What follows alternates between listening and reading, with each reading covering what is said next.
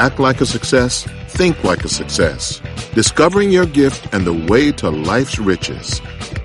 By Steve Harvey. Read by Mike Hodge.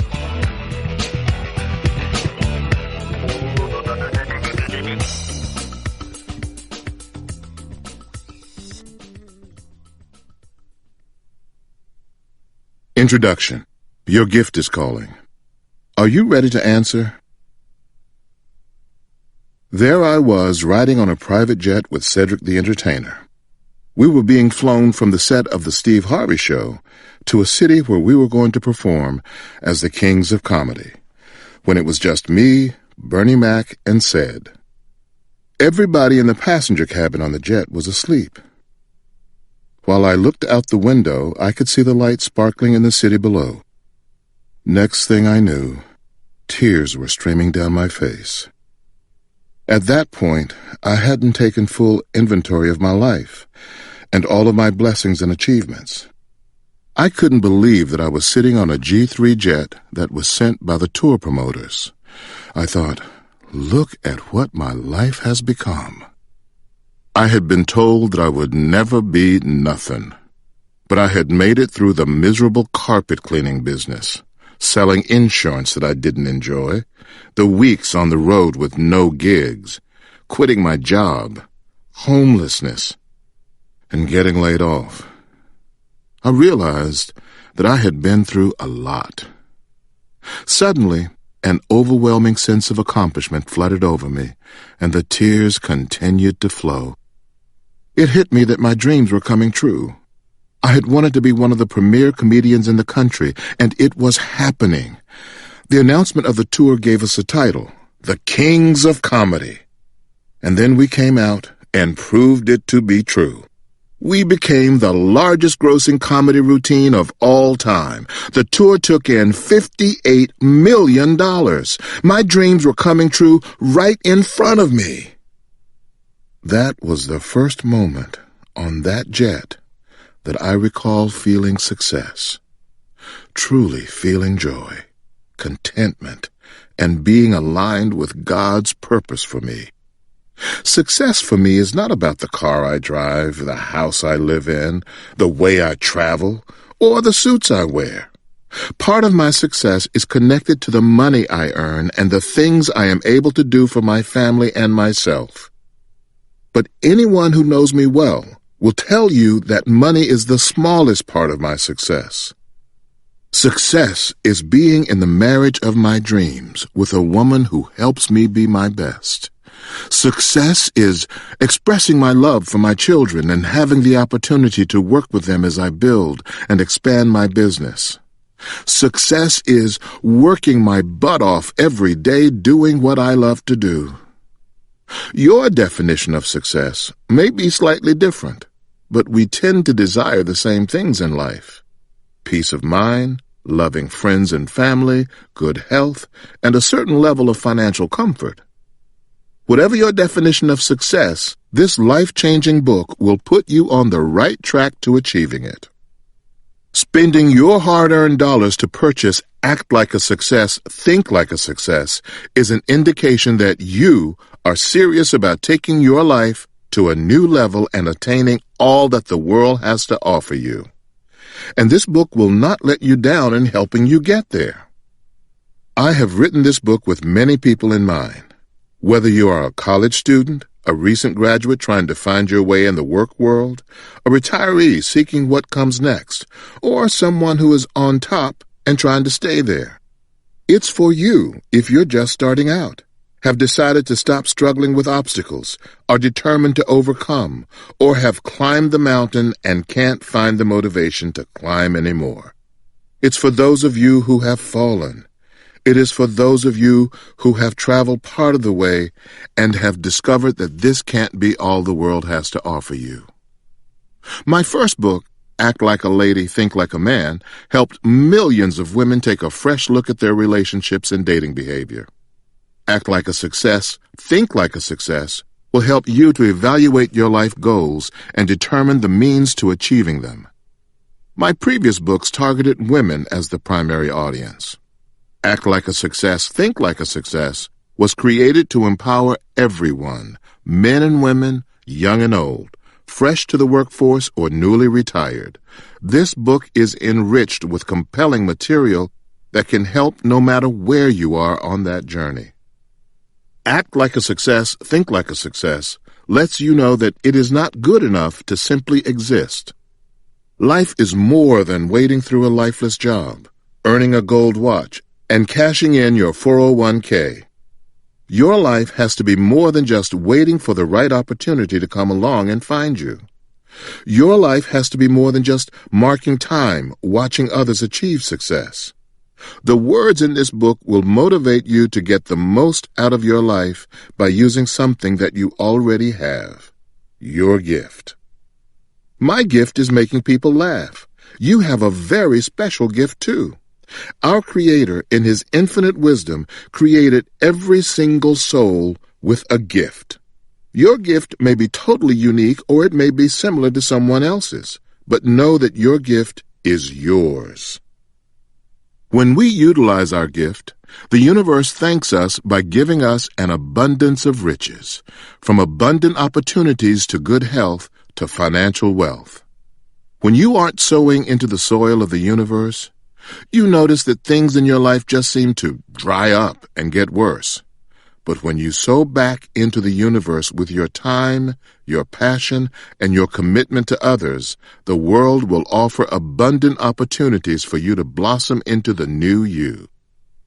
Incorporating your gift into your life and sharing it with others will bring you joy, passion, and a new vigor for living your life to the fullest. This book will show you how to manifest your gift in your life. This book also focuses on how you can transfer your gift to other important areas in your life, such as building a better working relationship with your boss, or investing more in your community, or strengthening your family. Act Like a Success, Think Like a Success will get you thinking about increasing your life in a whole new way. The success I'm enjoying now didn't just happen overnight. I had to learn to be successful, and the life I have now is literally a dream come true. Act Like a Success, Think Like a Success is full of information about what I have learned on my journey to self-fulfillment. I want to share it with you so that you too can see your dreams made real in your life. How to get the most out of this book. Act Like a Success, Think Like a Success begins with being real with where you are right now. We are going to get brutally honest about overcoming your fears, releasing your limitations, and taking the lid off of life. Part 2 focuses on helping you to determine your gift. Once you know what your gift is, I offer tips on attaching it to just the right vehicle for transforming your life. You will be doing what you love. When you exercise this opportunity, you will see great changes in your life. The initial change will occur within you. You will exude a radiance that will serve as a magnet, drawing closer to you other success-minded people with similar drive and ambition. You will enter into a realm of successful thinking. After you have attached your gift to a vehicle, you will need to sharpen your professional makeup to allow your gift to best work for you. Part 3 reveals ways to enhance your gift. These chapters present valuable information and tools for accentuating and utilizing your skill set. They include advice on goal setting and its relation to making your dreams come true. I discuss creating a vision board to serve as a regular reminder to stay on course in your travels to a bigger life. These practical suggestions are something you can implement in your life immediately. Learning how to walk in your gift doesn't make life perfect, but it gives your life purpose and meaning. I remind you that being able to self-evaluate your performance with honesty is a major key to success. This section talks about the value of time. You can't get 8 hours of sleep every night if you're not already a success. I cover the necessity of saying no and asking for what you want, as well as and dealing with self-doubt. I also address the concept that everyone who comes with you cannot go with you. Act Like a Success, Think Like a Success closes with inspiring words to encourage you to share your wealth. This section capitalizes on three important themes: healing yourself from haters with success, learning the keys to having a balanced life, and allowing your blessings to bless someone else. Act Like a Success, Think Like a Success is not meant for you to simply read and walk away unchanged. It engages you with success thoughts and success actions. In these spaces, I encourage you to write down your reflections, aspirations, and visions for your life. When initiated, this will serve as your success action plan. Be accountable for what you create as you uncover your gifts and talents. Establish a team if you need help staying motivated and applying the tools for success. Your team should read the book together, share notes, and assess goals. This will help you to find support as you reach your next level of success together. I have also created an online community of people just like you who are committed to Act Like a Success, Think Like a Success at www.actlikeasuccess.com. You can join with people all over the world who are working to increase their life. You can use this website to develop your own success plan. The website includes an area where you can track your thinking and action changes, receive inspirational messages from some of the most incredible people on the planet, and even leave your own testimonies about your growth. If you're on Twitter or Instagram, you can send me a tweet or video about your progress to @SuccessStreet using the hashtag #IamSuccess. Many self-help and inspirational books tell you that you need to get something that you don't already have in order to achieve greatness. I'm here to tell you that you don't have to take another class, learn another language, get with a new set of people, or spend money you don't have. To become truly successful in your life, the place that you have to start is with your gift. And you know what's so great about that? You already have it. I know that some of you don't know what your gift is yet. Others of you might have an idea of what your gift is, but you haven't figured out how to appreciate it, perfect it, and attach it to the right vehicle that will lead you to even more success than you can ever imagine. You have all the answers right here in these pages. In my journey toward success, I came to realize that staying successful is as much an art as becoming successful. When you really take on acting like a success and thinking like a success, you can have all the riches that life has to offer. This is the kind of blessed life that I want you to start living. Part 1. When Enough is Enough. Chapter 1. I'm tired of myself. Are you tired of yourself? Are you tired of making the same promises to yourself, but are never motivated enough to see them through? Are you tired of making excuses for not making change? Are you tired of measuring yourself against others and falling short? Are you sick of telling yourself, tomorrow I will do something different, and tomorrow never comes? Well, being tired of yourself is a good place to be because it means that you are ready to make changes in your life that will bring about great reward. I'm glad that you're finally here. When you are in this position of being tired of yourself, normally you're not alone. Everybody in your life, from your family to your co-workers, has been tired of you and your excuses for some time now. They see your gift and the pain you're causing yourself by not tapping into your God-given purpose and becoming your best. But here's the thing. People can tell you that they're tired of your excuses, but until you get tired of you, it won't make any difference. Are you done with blocking yourself from opportunities that could have easily been yours last month, last year, or even last decade? More often than not, our beliefs about ourselves are learned, internalized behaviors that become ingrained into how we operate in our lives. Somewhere along the way, we grow accustomed to our self-perceptions, and we allow them to become oppositions to our gifts and opportunities. We become our own opposition when we accept the following from ourselves. procrastination, lying to ourselves, comparing ourselves to others, and self-doubt. It is anything that gets in the way of you becoming who you were created to be. So, what does it take for you to get to the breaking point? What will it take for you to be awakened out of your sleep? What will force you to finally realize that the life you are living is far below your God-given potential? This is your life, and you have to live it today. You cannot afford to waste another minute being unfulfilled, unsatisfied, and underutilized. Right now, and I do mean right now, is your moment to take advantage of the dreams, goals, and visions that you have held in your heart for far too long.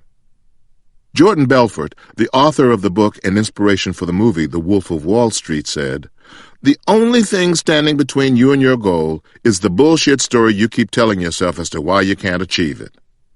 But I want to take it a step further. Excuses are the lies you convince yourself are true to avoid proving you are worthy of the gift you were given. Say this with me. No more excuses. When I was a student at Kent State University, my major was psychology, but I was really majoring in excuses. I had a million excuses for why I couldn't go to class or how I couldn't pay my rent. After college, I had even more excuses for why I was stuck in my dead-end jobs and why I wasn't pursuing my dream to be a comedian. The more I told myself these lies, the more I believed that I wasn't worthy of earning my degree or being on a comedy stage. Then one day, I was telling a friend why I had dropped out of school. When I heard the words coming out of my mouth, I realized that it wasn't the school's fault or my parents' fault. At the end of the day, it was me. I had everything I needed, but at every turn, I found a reason not to start. I came up with roadblocks for myself so that I wouldn't have to be responsible for my gift. If you're like me, I need you to stop lying to yourself with excuses. Your excuses are as empty now as they were when you first started using them. I need you to realize that your gifts are opportunities and to embrace this new belief that you are a success. Now, before you skip this section and say, "Steve, I don't make excuses for my life," hold on. The people who claim that they don't make excuses are usually the biggest offenders. You know who you are. You are a type A person who goes hard in your career, but you are normally the one making an excuse for missing a family member's birthday or canceling a date for the third time. Success doesn't live in one part of our life and become exempt in another. If you're going to do this, you have to do it all the way. You have to be open to your gift, meeting your opportunities, and changing your life. When I began in comedy, I was protective about letting people into my life. I was trying to write like other people. I didn't really develop the real truth of who I could be as a stand-up until I was no longer afraid to open up. Sharing my truth led me to tons more material to joke about, including my past, my relationship with my parents, my failed relationships, and things I was currently going through. To grow in my gift, the first thing I had to do was to learn to be honest. When you open up yourself to be honest, you can just deal with whatever the truth is. All of your truth may be negative, but that can be a positive too. If you uncover the negatives about yourself, you then have a chance to improve. That's why it's very important that when something goes wrong in your relationship, when something goes wrong in your business, the first question you ask yourself is, what did I do wrong? You have an opportunity to change yourself or fix the situation at any given time or moment. You cannot change another person. If I point the one finger at everyone else and ignore the three pointing back at me, I have now relinquished my chance to grow, change, and develop. But the moment that I pay attention to the three fingers that are pointing back at me, then and only then will I grow. Too many of us focus on the cons before we can even get to a pro. You can't even think about the benefits of taking on your dream because you're too busy focusing on the what-ifs, the what could be, and the why it won't work for me excuses. You're willing to waste years of your life walking away from your dreams instead of running toward your destiny. The comparison curse. Some of you are afraid to step up into your gifts because you're too busy comparing yourself to someone else. God made you and the way you do what you do exclusively for you. The world doesn't have time to interact with your representative. They need the real, authentic you to show up and shine your light. Don't get stuck thinking, well, there's already 1,000,001 motivational speakers out there. There's nothing new I can bring to the table. There might be 50 motivational speakers in your city, but you are the one who has your unique set of experiences, mistakes, lessons, pitfalls, and triumphs that can make the difference between someone living an ordinary life and stepping into an extraordinary future. You'd be amazed that your personal story about leaving your small town and taking a leap of faith in the big city could speak to someone louder than someone like Les Brown ever could. Use your energy to perfect your game, not someone else's. I'm not ready to sit at the big table. Often we get these stereotypes stuck in our heads about who can and who can't sit at the big table to make decisions. We count ourselves out before the game starts because we think we don't have the right upbringing, education, or experience to take on a new opportunity. When the day comes for you to be part of a meeting that will change the course of your organization, you can't afford to back away from the table because you think you don't have enough letters behind your name. I don't care about your race, your gender, where you come from, or your financial status. If God gives you the opportunity to step up to the plate, don't waste your time talking about, I'm not worthy. Stop limiting your gift because you can't see the big picture. You have every right to sit at the big table as anyone else. For far too long, the big tables have been dominated by the same kinds of people and personalities. Sit up, speak with boldness about what you know, and add value at the table that would be absent if you remain silent. Take your opportunity to add your unique talents and skills to the mix. We have to be aware of the conversation we're having with ourselves about our gifts and talents. What are you saying to yourself when no one else is around? What are the conversations that you're having in the mirror with yourself each morning? Are you speaking life into your dreams, or are you repeating someone else's fears and anxieties? Are you front-loading your day with scriptures, affirmations, and positive quotations, or are you dumping doubt and anguish into your spirit? Some of us have been playing the same self-defeating records over and over again in our heads for so long that we don't know how to think any differently about ourselves. I'm not smart enough to do that. I'll never be as good as my mother or father. That's good for you, but I know that won't work for somebody like me. It's too hard to do that. It's too late for me to get out there and do it. You might be thinking that you're just having these self-defeating conversations with yourself. But the more you repeat these statements in your head, the more these words become like an invisible coat of misery that you put on every day. You think that you're the only one who can see your words of defeat, but they show up in your demeanor and how you present yourself to the world. How do you get a new song to sing about for your life and your dreams? You can start out small by saying short affirmations. I was born to do this. God has a plan for me. I am more than a conqueror. My dreams can become my reality. Get fluent in the language of success. Practice learning how to speak about success with experts who are fluent in the language. One of the best ways to learn a foreign language is to fully immerse yourself into the culture of the people who speak the language best. The same principle applies to speaking the language of success. You want to be around people who know how to speak million-dollar deals into existence. You want to be in a conversation when the next great nonprofit is born. You want your ears to be accustomed to listening for the next great idea that is going to revolutionize the world. Imagine what you could really accomplish if your language was filled with more statements that began with I can than I can't. How far could your dream soar if you said, why not me, instead of why me more often?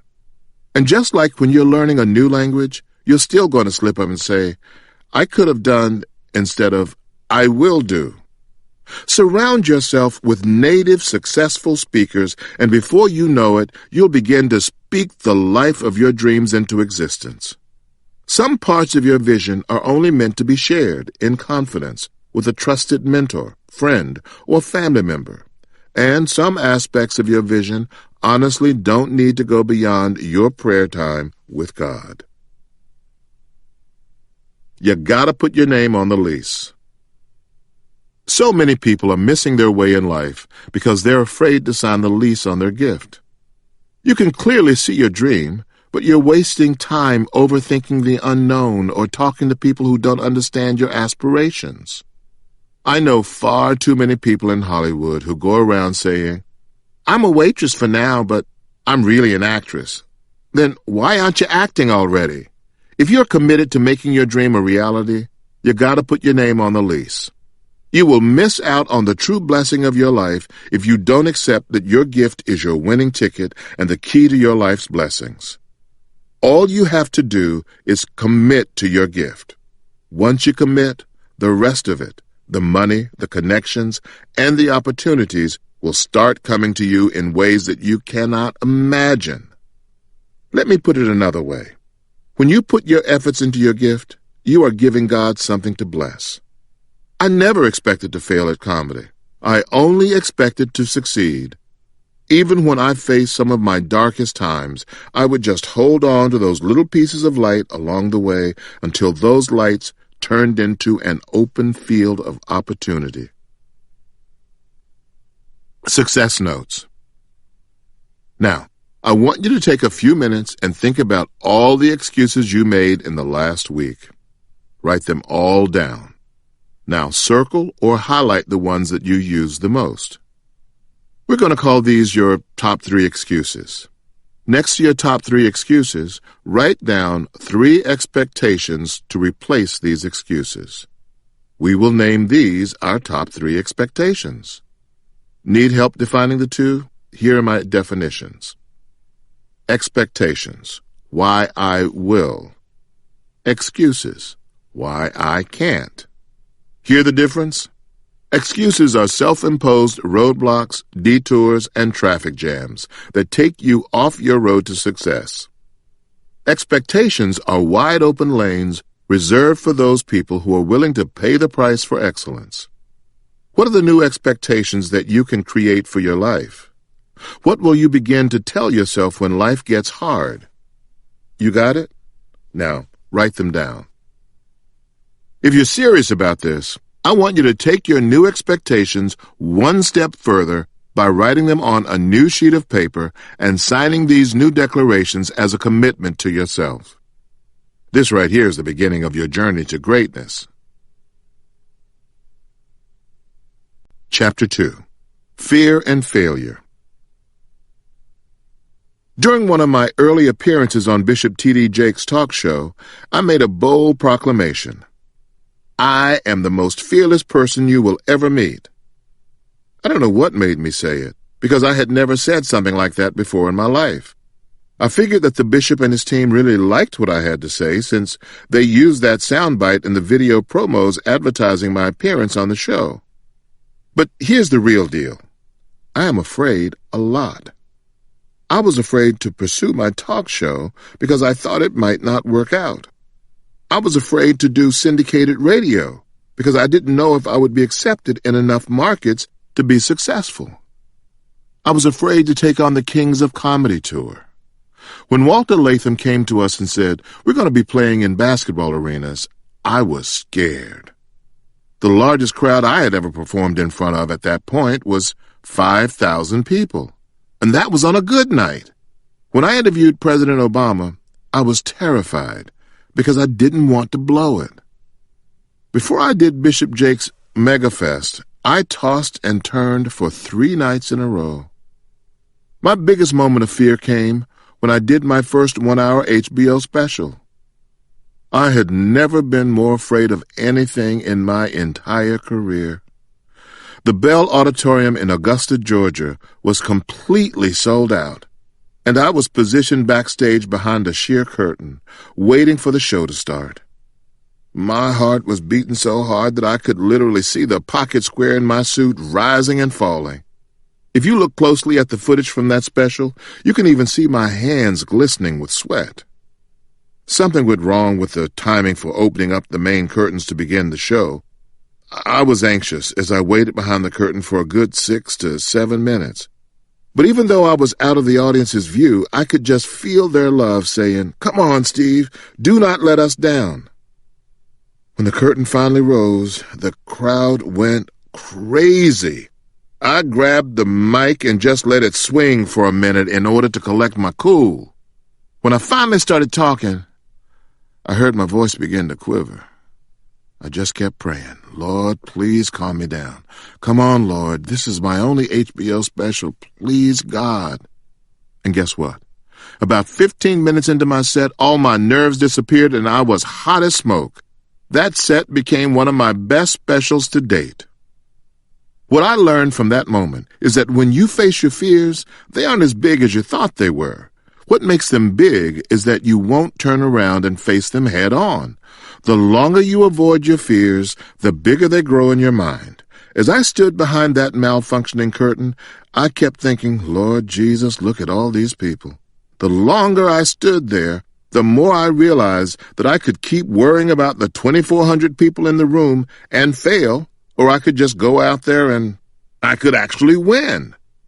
It really just comes down to deciding whether you want to win or lose. Failure is part of the process. Most people fail because they become paralyzed by their fear. You have to choose. Am I going to face my fears and go see what my life can really be? Or am I going to succumb to my fears and do exactly what I've always done? When you go with the latter, you've set yourself up for failure yet again because you didn't even attempt to win. How many times do we allow ourselves to avoid getting things done in our lives simply because we fear what we think the outcome is going to be? I have taught myself just to go try something if there's even a remote possibility of something great happening for my life and my career. You have to learn to convince yourself that the possibility is greater than the inevitability of doing nothing. Listen, if you are an entrepreneur who is passionate about your product, but you never ask anyone to buy what you're selling, it will never get sold. Sure, there's a possibility that you can deliver your best sales pitch in your best Sunday suit and they will still say no. But so what? Do you know how many times I've been told no for movie scripts, television shows, and comedy specials? A whole hell of a lot more times than I heard yes. You know how many jokes I've written that nobody has laughed at? Thousands. I have a whole cemetery full of dead jokes with tombstones standing above them. But in all seriousness, I took those bad jokes out of my act and I learned how to get good at my craft. There are many jokes that I wish that I had never written, and there are some that I have knocked out the park. But guess what? I now have 6 comedy specials with 8 hours of original A-list jokes, and in them I never repeated a single joke. You want to hear something shocking? 85% of small businesses in this country fail within the first 2 years. 85%! That's a whole lot of failure. Warren Buffett said that he would not invest in any business where the owner hasn't failed at least twice. I love that truly wealthy people understand that failure is part of the process. But far too often, when we face the failure of a business venture, we let that failure paralyze us from trying again. The failure could be a lack of financial planning, a lack of resources, or not having the right people on your team. But you have to realize that failure is part of the process when you are successful. The only way to get back on track is to come up with another plan. I've failed more times than I can count, but you can't let the failure freeze you in place and stop you from pursuing your dreams. The bomb in Charlotte. When I was doing stand-up comedy full-time, I quickly learned that the hardest night is not your first one. It's that night when you have to go back out there after you've had a really bad one. I had a night like that during the first night of the original Kings of Comedy tour in Charlotte, North Carolina. My mother had just died, and my mind just wasn't there. In addition, I had just finished a live comedy special, but I was so messed up that I didn't even watch it. Each of us kings was supposed to do a 30-minute set, but Sid got up there and did 47 minutes. Bernie's set got so good that he stayed up there for a whole hour. They were ripping the room so much that the arena had to call a mandatory break. During the break, there was a malfunction with a piece of equipment, and the break lasted 45 minutes. So here I come, trying to deliver my set after these people already sat through almost 2 hours of comedy between Sid and Bernie and an unanticipated 45-minute break. When I walked out there, it was horrific. I was doing jokes from a comedy special, and because I hadn't watched it, I didn't realize that most of the people there had already heard them. People were booing, arguing, and fussing, and I just became discombobulated. All I can say is that it was a rough night. On the way to the airport the next morning, this one Charlotte DJ named AJ ripped me a new one. He said Sid and Bernie were hot, but Steve is no king of comedy. He predicted that the tour was going to be a complete disaster. Now, I personally knew this guy, and I was miffed that he was playing me so cold. By the time we got to the airport, I ran into a few people who'd seen my performance the night before. And they were trying to be encouraging by saying, "Steve, it's all right. We love you anyway." I appreciated their support. Once we boarded the plane and got settled, I started writing. By the time we landed in Kansas City later that day, I shut myself up in my hotel room, and I wrote and wrote and wrote some more. Before I knew it, I had written a brand new 45-minute set. I got so lost in writing, revising, and practicing in the mirror that when Bernie came up to my room to grab me for dinner, I said, "Nah, I'm just going to stay here and finish working on this." The next night, in Kansas City, I had a long talk with Bernie and Sid, and I told them they had to stick closer to a 30-minute set. But Sid went out there and did 40 minutes, and Bernie followed up with 48. So much for them following the time limit. There was a 20-minute intermission after Bernie, and I started to get scared because I had bombed so badly in Charlotte. When I finally got up there, I killed it. I left the stage that night and every night for the next 2 years with a standing ovation. Our first 2 nights in Charlotte and Kansas City helped me to begin looking at failure differently. I learned that failure doesn't have to be this life-shattering, I'm never going to do this again experience, but is in fact an opportunity to gain a valuable learning experience. I knew Kansas City was going to be a hard night to get through at first, but if I hadn't gone through such an awful night in Charlotte, I would have never written that new 45-minute set. My failure in Charlotte gave me the right experience that I needed to rip the stage the next night in Kansas City. Many times when people graduate from college, they can barely get a job.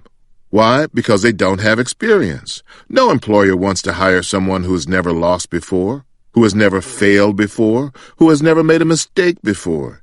He wants somebody who is experienced with failure and can get the job done.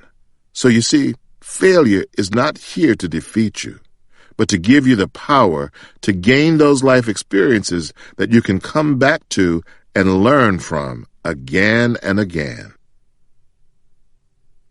Opening the doors of your personal prisons. I've learned to seek wisdom from people from all walks of life, including men and women in the prison system. Many people look at prisoners as failures. The reality is that they failed to do right and were caught. But the fact that they are incarcerated does not mean they are failures at everything. It depends on their response to their predicament. They may have limitations on their freedom, but I love it when prisoners determine that the prison system can't own their souls. They have found peace with the actions that landed them behind bars. They've asked for forgiveness for their wrongdoings, and some have even apologized to the victims of their crimes. Many of them have committed to improving themselves spiritually, physically, and mentally. Some have even taken young stars under their wings and said, "Hey, don't mess up your life like I did. But if you get a chance to walk out this door, stay out and don't come back." There is a new breaking of day for all of us. And if these men and women can find light and hope within the confines of prison walls, how dare those of us who can walk around here freely every day not see the light that is given to us?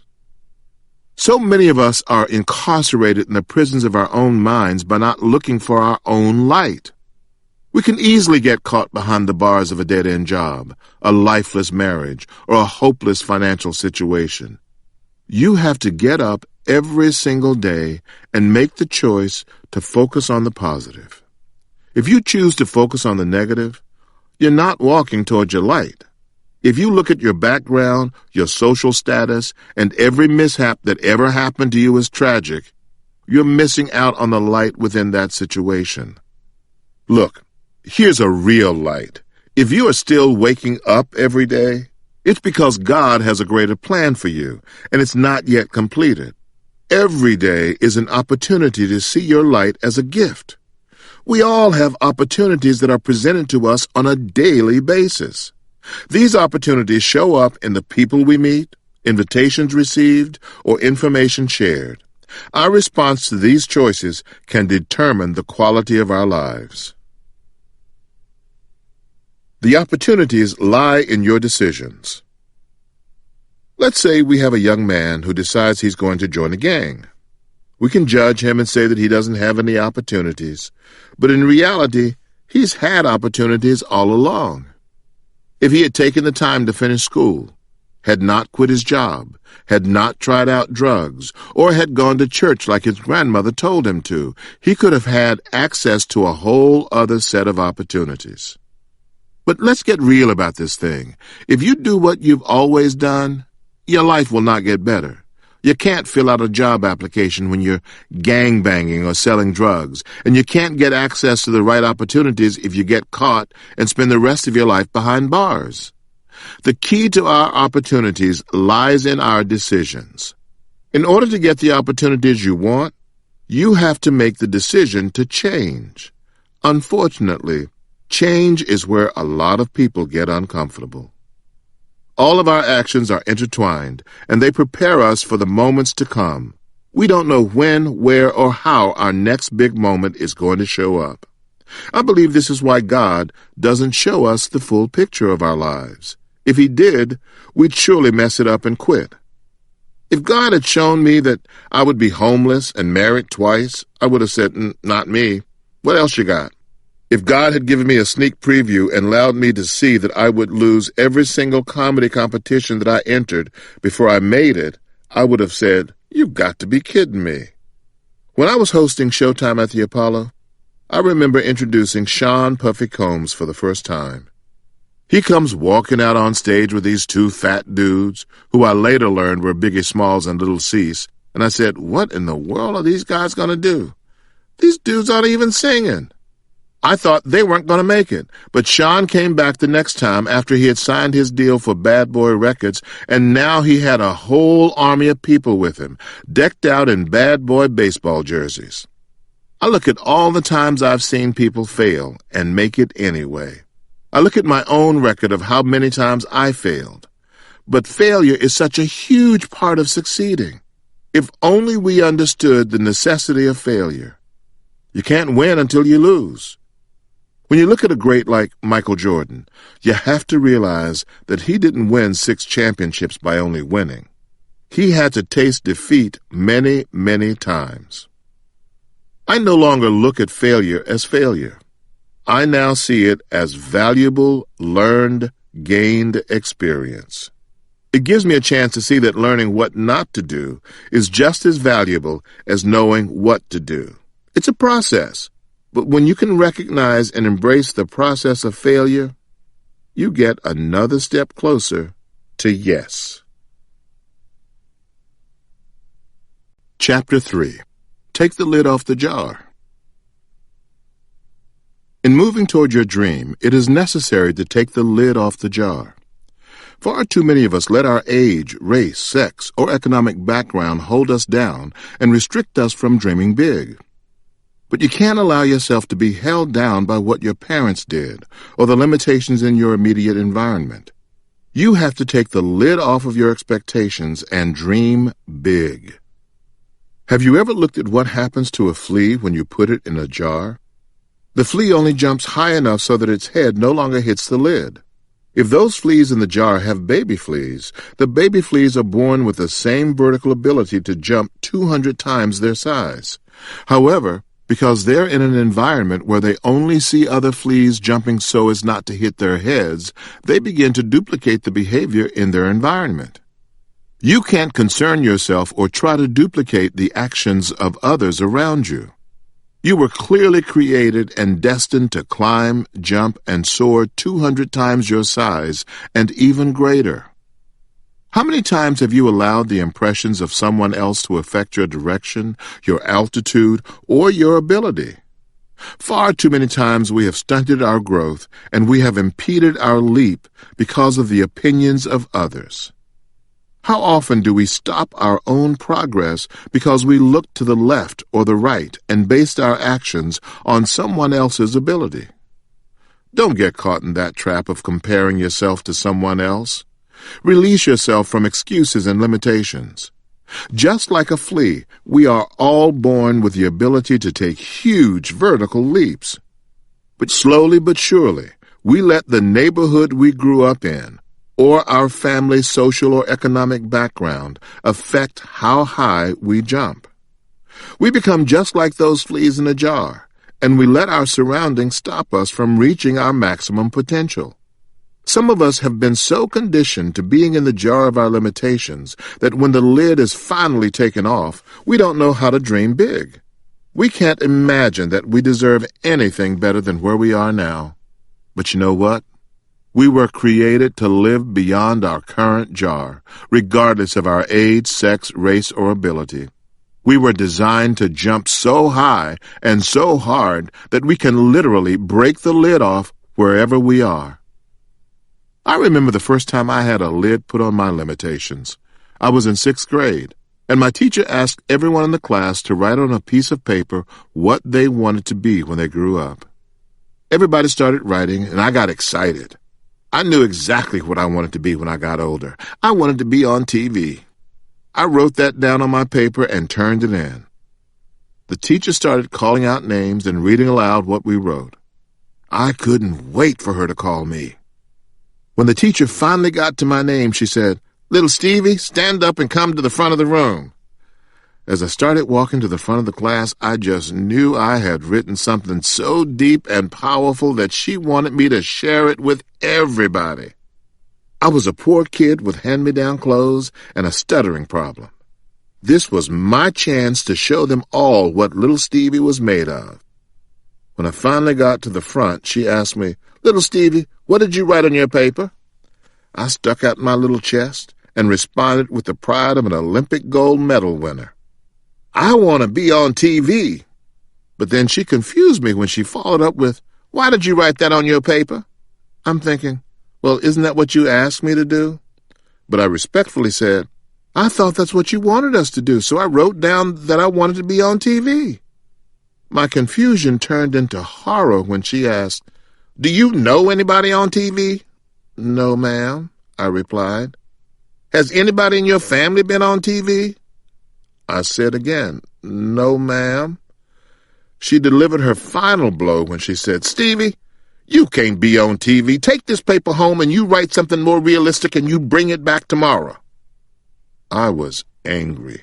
I didn't understand what was going on. She asked me what I wanted to be, not what my parents did or what I saw other people do. I told her what I wanted, and she killed my dream right in front of the class.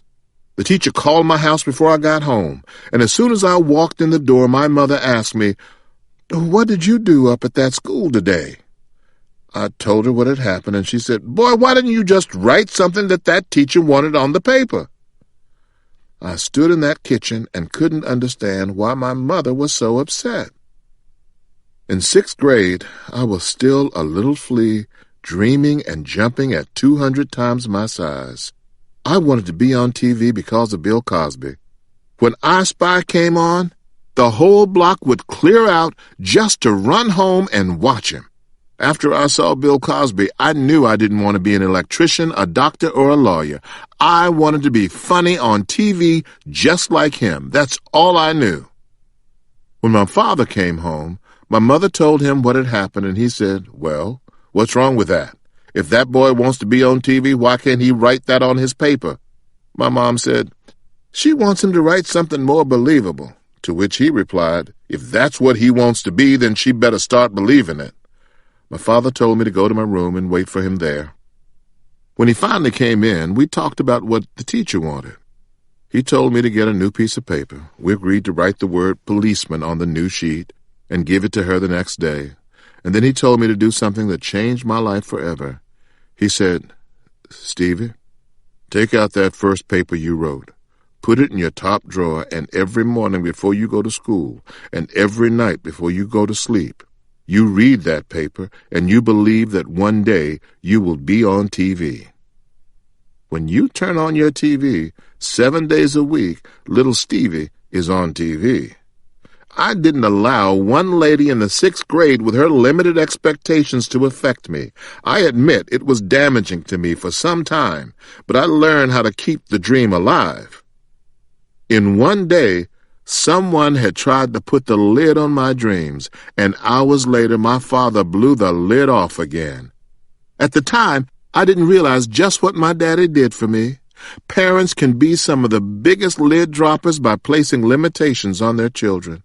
But you have to take the lid off, no matter who put it on, or how long it's been there. Is your lid still on? Here's some ways you can tell if the lid is still on in your life. If you're not excited about waking up in the morning, if you're sitting around every day bored out of your mind, if you have time to do everything that anyone asks you to do, if you have time to watch all of your scheduled TV programs every week and not miss an episode, if you're getting plenty of sleep, if your dreams make sense to everyone around you, if you can achieve your dreams by yourself. If you recognized any of these behaviors in yourself or said yes as you read the list, you have to take the lid off your life and start living your dream. Part 2. Discovering and Embracing Your Gift. Chapter 4. The Dash Between Perishing and Sacrificing for Your Dream. Proverbs 29:18 reads, "Where there is no vision, the people perish." Perishing is a dangerous state of living in a mundane existence without even realizing it. There you are living your comfortable life, going to the same job day in and day out, doing the same things. You know your routine so well that you can probably do it without thinking.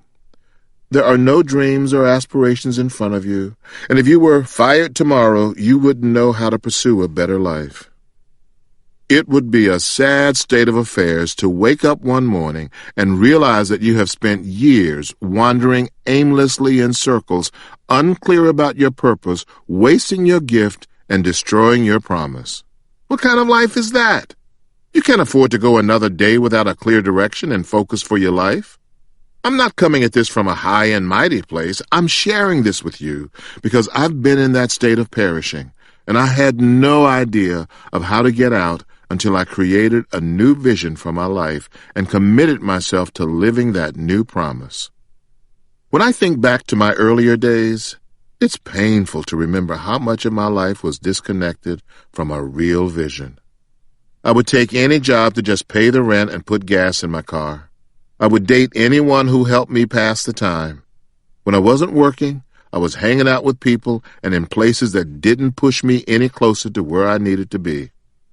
I was dying, slowly, and had I not created a new vision for my life, I would probably still be in Cleveland, working job to job and making people laugh on the weekends.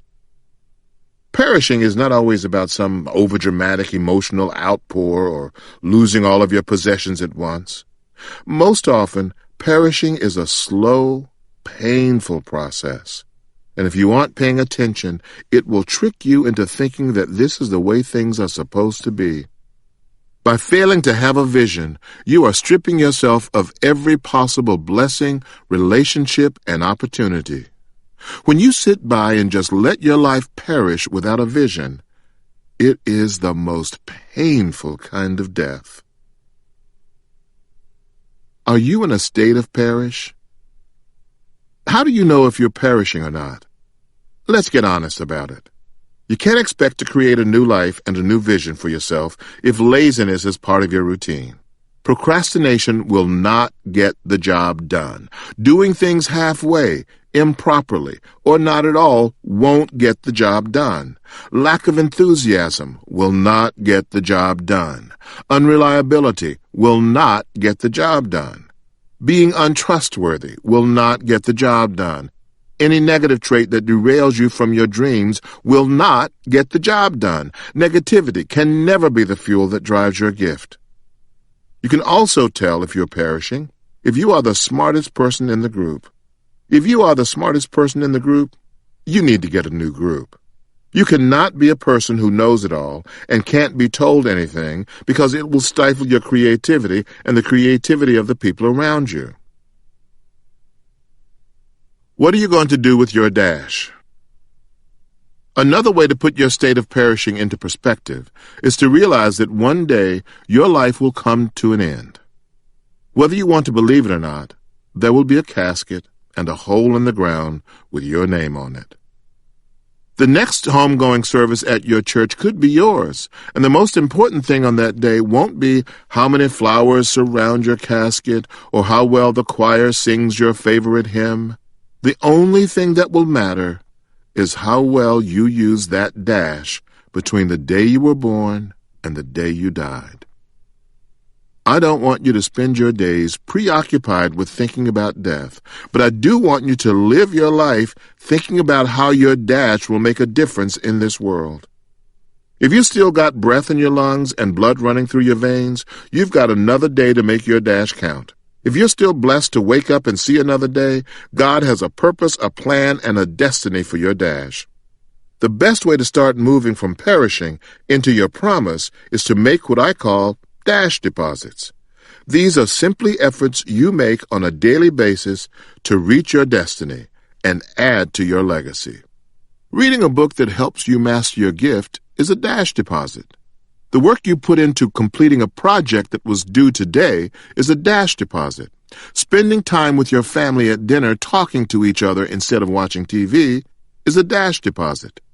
Any small or large activity or action that adds to the quality of your life and your family's is a dash deposit. How you use your dash is completely up to you. Let today be the day that you make your dash meaningful as it moves you closer to your destiny. Now take a minute to list 3 dash deposits you plan to do in the next 24 hours. Tweet or Instagram me your hashtag dash deposits to @SuccessStreet. Now that you have some dash deposits in your success account, here are a few more yes and no questions for you to seriously consider as you move from perishing to your promise. Number 1. Regardless of your track record, are you willing to acknowledge, perfect, and use your gift to be successful? Number 2. Are you open to changing and evolving your thinking around success? Number 3. Are you willing to change your actions around success? Number 4. Are you willing to believe that you deserve all the riches that life has to offer? If you answered no to any of the above questions, give this book to a person who's willing to acknowledge their gift. Give it to a friend who you know has been seeking success but has received no satisfaction through his dead-end job. In fact, leave it on the doorstep of a family member who wants to have a healthier marriage or a better relationship with their children. Now, if you answered yes to all of the questions, keep on reading, because we have more work to do. Moving into the land of promise. There's no way you can move from a state of perishing into the land of promise if you don't step up and let the world see your gift. What good is it to be a great chef if you're afraid to let someone sample your dishes? What sense does it make to be a great speaker if you won't let the world hear your voice? It's entirely possible that you could cash in your life savings to pursue your dream and a year later be flat broke. It's not desirable, but your leap of faith could land you back in your parents' basement. But which is worse, leaping and falling and getting back up, or living your life regretting that you never leaped at all? You can't let your fear of the unknown keep you from your destiny. If God would have told me that my path toward being a successful comedian would include being homeless, living out of my car, going through 2 divorces, and facing a $20 million tax bill, trust me, I would have stayed right on the assembly line at the Ford Motor Company. But taking that leap into a foreign territory prepared me to jump higher and farther than I ever could have imagined. Living on a wing and a prayer. There's going to come a day when your pursuit to live your dream is going to cost more than what's in your checking account and the available credit on your credit card. What's going to stop you from running back to your old boss and asking for your job back? As you pursue your dream, you have to be prepared for the times of lean as well as the times of plenty. Nobody said that living in the land of promise would be easy. When someone gives you a harsh critique or comes to tear down your character, you have to be confident enough to know that what God has for you cannot be taken away because of one person's opinion. Even if your financial responsibilities require you to take on a part-time job to get you over the hump, you have to stay committed to your dream until you get the break you deserve. When you know that you know. Nobody but you and God can see it, but you know your gift is in there. It doesn't make sense to most people right now why you are spending so much time on something that looks like a useless hobby, but you know in your heart that it's the key to your future. At the end of the day, your personal resolve to nurture and grow your gift will be the deciding factor between your success and your failure. I don't care how close you are with your mother or how much your best friend supports your dream, if you don't know and believe in your gift for yourself, you will never have the life that God has destined for you. When you are really living in your gift, you just know it. When you are doing what you are meant to be doing, you can just feel it. When the right opportunity comes along, you won't have to force it. I want you to be able to live in a space where your dream is no longer a question of who you are, but the answer for everything you are meant to be. Getting motivated and staying focused. Moving from perishing to promise won't work if you aren't motivated to stay there. We think that motivation comes from somewhere else, but our greatest motivation is inside of us. The only difference between successful and unsuccessful people is that successful people know what their gift is and how to focus on it at all costs. Once I discovered my gift, pursuing it became my sole focus. After I finished focusing on the insignificant stuff and started focusing on my promise, I began to move in the right direction. We have to commit to taking the lid off our dream every day. Most of the world just wants you to get a job and make someone else rich. Too many schools and training programs will steer you towards serving a company while forgetting about you and your dreams. Blow that lid off of your life every day and say to the world, I might be in this place right now, paying my dues and mastering my craft, but my dreams are out of this world. What is an out-of-the-jar, no-holds-barred dream that you have for your life today? Don't limit your dreams to just your career. Think about your family, your relationships, and your contributions to your community or your house of faith. You've got your ideas? Now write them down right now. Make your descriptions come to life with rich detail. Chapter 5. Not what you're paid for, but what you were made for. I remember vividly the day that I decided to change my life. It was Tuesday, October 8th, 1985, in Cuyahoga Falls, Ohio. I was 27, married, and a new father of beautiful twin baby girls. While I was excited to be a father for the first time, we were really struggling. We were living in a little two-bedroom house, and I was barely scraping by with my full-time job and writing jokes on the side for comedian A.J. Jamal. One night, I was hanging out in Hilarities Club with a woman named Gladys Jacobs. She knew about my gig with A.J. "Why don't you just write some jokes for yourself and sign up for the open mic night for next week?" she asked. I agreed to sign up for the next show. I hung around to see Gladys perform her set. There were 9 comedians on stage that night with Gladys. Some of the performers were good, some were bad, and surprisingly, the guy who did Bullwinkle and Popeye impersonations slayed the crowd the most. The host got to the end of the open mic list, and the last comic was a no-show. "Well, why don't we just start with the names for next week? If Steve Harvey is here, come on up," he said. I was sitting there minding my business, eating and drinking a glass of grapefruit juice. I put down my wing and said, "Gladys, somebody here has the same name." She looked at me and said, "Fool, he means you. Get on up there." I ran up on stage and started my set by facing the wall. When I turned around, I said, "I ain't even supposed to be here till next week." To my shock, they started laughing. "No, really, I'm not kidding. This is an accident." The crowd kept on laughing, but Gladys could see that I was freezing up. "Tell us the story about your boxing days," she yelled. I started telling a story about boxing one of my fiercest opponents, named Bernard Taylor. I really got into it and began demonstrating how he used to climb into the ring with a pigeon-toed walk. The crowd was howling.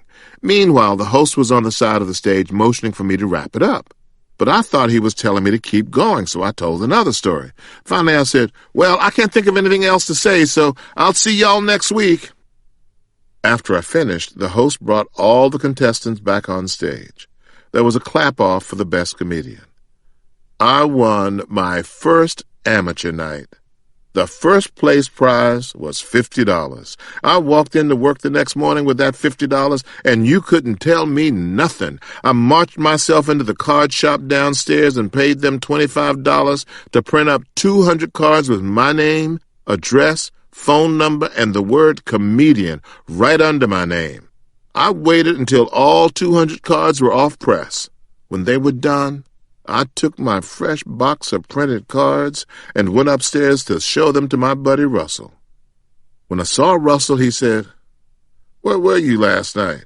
I was looking for you and couldn't find you anywhere." I told him that I'd won an amateur night at a comedy club. "A comedy club? That's exactly where you need to be." I showed him the cards. "I'm thinking of quitting this job." "Well, don't think about it. Do it." I got a box, cleared off my desk, and headed to my boss's office to deliver the news. "Tom, look, I really appreciate the opportunity, but I have a young family, and last night I discovered what I really want to be." "Well, what's that, Steve?" my boss asked. I told him about winning the amateur night at the comedy club, and I informed him that I was a comedian now. Tom looked me right in the eye and said, "You won one amateur night, and now you think you're a comedian, huh?" "Steve, I've never heard you say a funny thing since you've been here." I wanted to show him that I was really serious. I handed him one of my new business cards, which is still warm and wet from the printer. "Listen, Steve, you're a young guy with a young family to support. Don't go chasing some foolish dream. Now take that box, put your stuff back on your desk, and go sit down. I will pretend like this never happened." I had let Tom talk me right out of quitting. I turned around and left his office. I went back to my desk. "What are you doing?" asked Russell. I told him that Tom made some good points about being responsible and taking care of my family. Russell shot back, "So you're really going to let this dude tell you what to do with your life? Steve, let me ask you something. Is Tom the kind of man you want to be?" "No." "Is his car the kind of car you want?" "No." "So why in the world are you listening to him? Steve, you're the funniest man I know. I really think you have missed your call in being here. Keep your stuff in that box and go." I grabbed my box for the second time and headed back to Tom's office. I explained to him again that I was really serious about becoming a comedian. He looked at me like I was the biggest fool in the world. "All right, Steve, if you walk out that door now, I'm not going to give you your job back." I thanked him again, and I went to shake his hand, but he refused.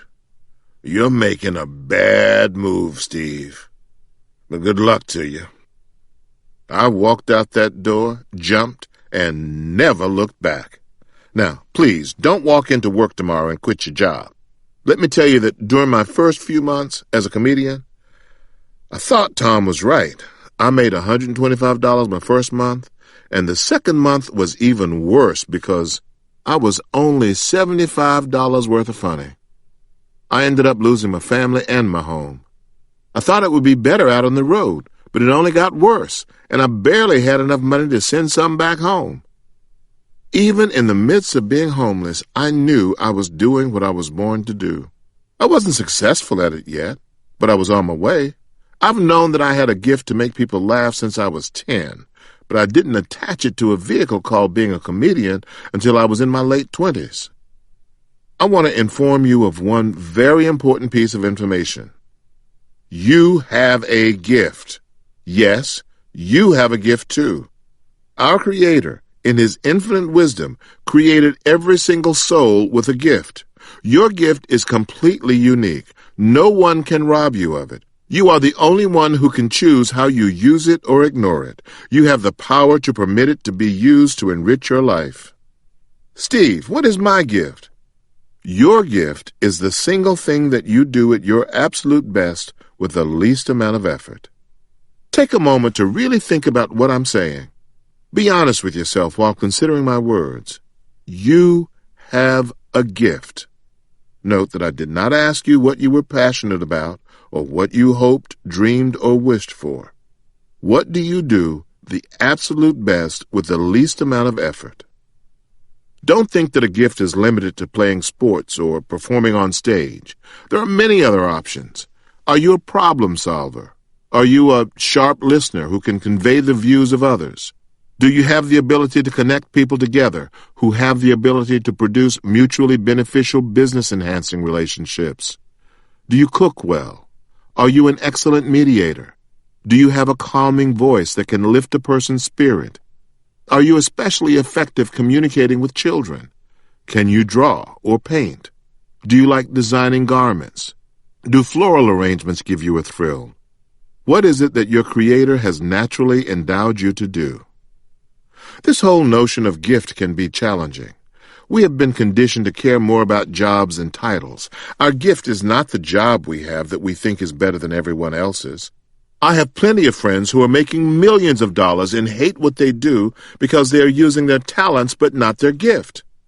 As you are figuring out what your gift is, do not be misled by alternate career options. Some of you may be having trouble identifying your gift because you are attaching it to or defining it as a job. I completely understand that. And I know this is especially true for men because so much of our identity is tied to the company we work for and the title on our business cards. But your job is not your gift.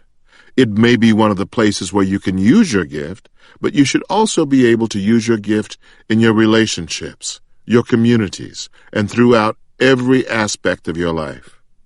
Your gift is something that is connected to you, whether you are working or on vacation with the family, or even all alone. Your gift cannot be taken because of downsizing, or given to you because someone creates a job description. Your gift exists because you do. I have come to learn that no single job would ever contain my gift. My gift and your gift are bigger than a single job. I was so preoccupied with getting gigs that I didn't realize that my gift to make people laugh was not about a comedy stage. I've been able to move beyond the job I thought was my gift and truly see my unique gift make room for me on radio, TV, movies, and yes, even in books. Notice that when I'm on the radio, I'm making people laugh. When I'm doing my television show, I'm making people laugh. When I'm hosting Family Feud, I'm making people laugh. My gift is always with me, and I use it to increase my success. If you are a driver, I don't want you to get hung up on, I drive well, so I'll drive for a company. No, your gift is driving. But the right vehicle for your gift may not be driving for a company. It depends on what will give you the most satisfaction. You could be one of the greatest drivers in any area and in any field if driving truly is your gift. You will have the ability to become incredibly successful with your gift to drive. I guarantee you that it will be more exciting for you to wake up in the morning and drive for yourself or spend your day developing younger drivers who will work for you. Or maybe the right vehicle for your gift will be providing transportation for your local church or the elderly members of your community. See, your gift doesn't have to become a profession. It could be something that you do on a volunteer basis to serve your community. If serving brings you pleasure, you are already rewarded by the joy it brings into your life. Your gift may be to serve. Your whole life, people have told you that the only place your gift makes sense is at church or in the nonprofit sector. Well, that may be the place for you to thrive or the place you feel called.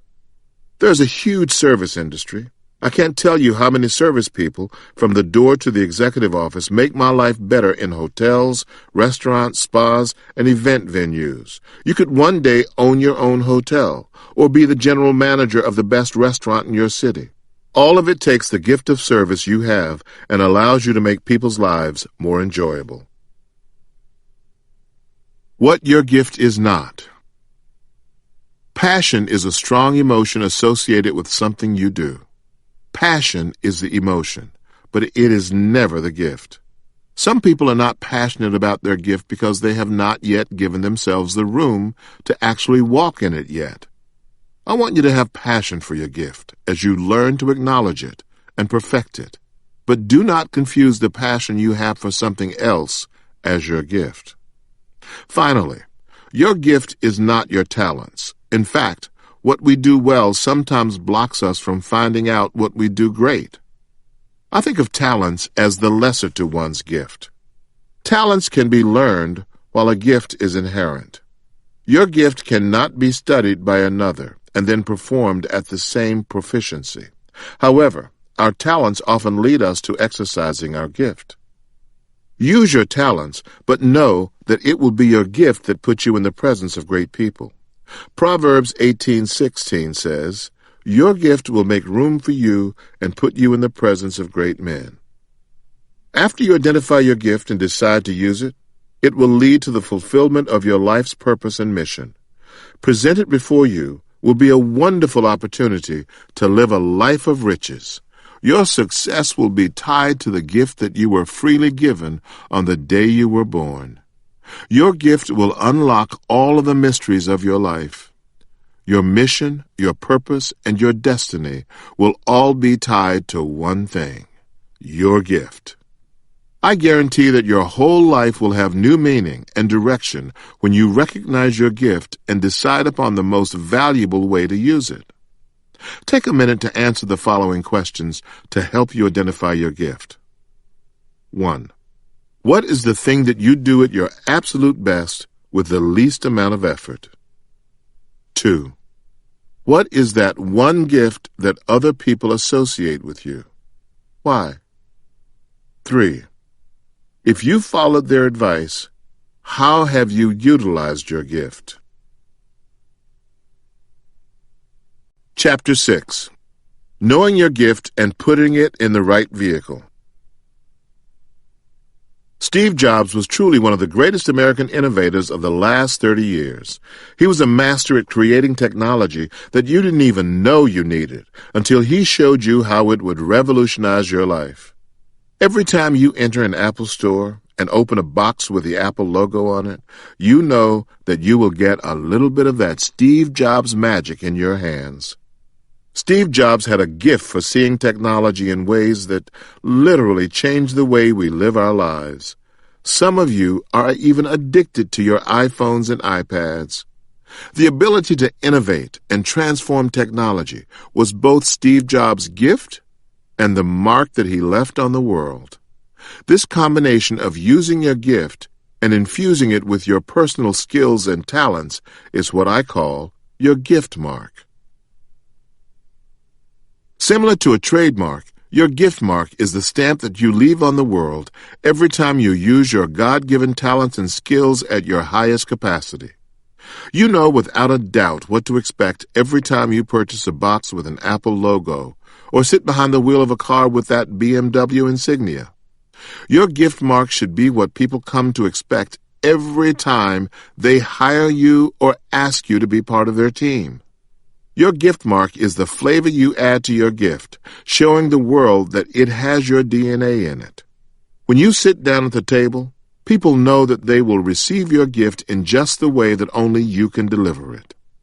If you are an event planner, someone should be able to come into one of your get-togethers and immediately see your gift mark expressed in the manner in which your table settings are displayed, or reflected in the warm lighting in the room. If you are a life coach, someone should be able to see a unique transformation in the business and personal lives of your clients that reflects your special energy. Your gift mark is what will separate you from the pack. You can have two barbers who know how to do a mean shape-up, but the difference between the one who has clients lining up to get in his chair and the one who can't keep a chair is the gift mark. The good barber's gift mark could be as simple as knowing how to connect with his customers, or remembering that another customer's son has a sensitive scalp. Once you uncover your gift, find that distinctive touch that will make your gift stand out and shine. What you do with your gift is completely up to you. I recommend that you harness it to share with the world in a variety of ways. It is never too late to embrace your gift. I recognize that most people, even you, are just a few steps away from turning what could have been into what can be. Act Like a Success, Think Like a Success is your map for identifying your gift and riding it to your greatest success. These principles are for everybody from the college student to the young executive. And yes, it's even those of you who think you're too far over the hill to still make your mark in this world. After you have identified your gift, you need to look around you to discover the right vehicle for your gift. The right vehicle will give you the transportation you need to navigate your journey and advance into your future. As you begin to search for the right outlets for your gift, you will realize that they are everywhere around you. The people who are truly successful use the vehicle that is right for today to work up to the next upgrade that will lead to a higher rung of success. Your today vehicle. What I loved most about Beyoncé's self-titled surprise digital release was not the music. It wasn't that she shocked the world and just decided to forego all the typical marketing and promotions and just drop it like pow! I loved that it was full of images of Beyoncé the child singer and the road she took to become Beyoncé the stadium filler. There is a clip of her in a group called Girls Time. In a competition, they had lost to a boys' band no one has ever heard of again. In this day and age where stars, business moguls, and even athletes pretend that they became hits overnight, it deceives people into believing they have to connect their gift to $1 million vehicle immediately. Most people never heard of Girls' Time, but that was just one of the vehicles Beyoncé used, before Destiny's Child, before Sasha Fierce, and before Mrs. Carter. Beyoncé used the vehicle that was available to her in the moment to work toward the next opportunity of her lifetime. You do not have to bog down your journey by trying to find a vehicle to complete the entire journey. The first one that you initially attach yourself to may not be the one that finishes your journey. Simply attach yourself to a vehicle that gets your gift into motion. Think about this in terms of traveling on a city bus from one location to the next. Often you have to get a transfer in order to complete the journey. You will then be led to another transfer, which will take you to your second vehicle. I didn't attach my gift to a vehicle called being a comedian until I was nearly 30 years old. My first endeavor was a free amateur night. My next trip was a paying gig for $25. Now, a $25 vehicle certainly could not get me to the level I'm at today, but it was a start. The transfer came when I became a featuring act, which took me from $350 per week to $750 per week. The next transfer I caught led me to be a national headliner, earning anywhere from $1,500 a week in small comedy clubs to upwards of $60,000 in larger venues. My next transfer led me to a lifestyle of earning $25,000 per night. My next transfer led me to become the host of Showtime at the Apollo. From there, that venture gave me national TV exposure, which then led to a TV show called Me and the Boys. That show then led me to The Steve Harvey Show. After that, I became one of the original kings of comedy. That platform propelled me into the stratosphere of what I set out to be in the first place, one of the premier stand-up comedians in the country. Are you so busy looking for the luxury vehicle now that your new budget gift can't afford it? I need you to be open to connecting to a vehicle that complements the current level of your gift, but can move you to the next level. That means begin now where you are. Where can you start today to begin the journey? What simple steps or vehicle can you attach yourself to? Let's say you're a hairdresser. Can you start by doing hair in your kitchen? Can you move up to get a booth or a chair at a local salon? Are you willing to do the work to get your cosmetology license? Are you willing to learn under somebody who knows more than you do? Don't ever be afraid to put yourself in a lesser position so that you can learn something from someone who knows more. No one can teach you more than someone who has already been there. You're not Vidal Sassoon at this point, but you are well on your way. Keep working and catch another transfer. Get a better chair at a better salon. Get another transfer and get into partnership with another girl or a guy. Catch another transfer. Start a small storefront salon. Catch another transfer. Get more chairs in your salon. Catch another transfer. Start renting out booth space in your salon. As my father used to say, inch by inch, everything is a cinch. If you are a truck driver and your dream is to own a fleet of trucks, you can't wait until someone will give you the money to purchase your first fleet. Initially, you have to get your commercial driver's license. After you get your chauffeur's license, then you can begin driving on a local level. Then you can begin driving on an interstate level. Once you start building up your cash, you can save to purchase your first truck.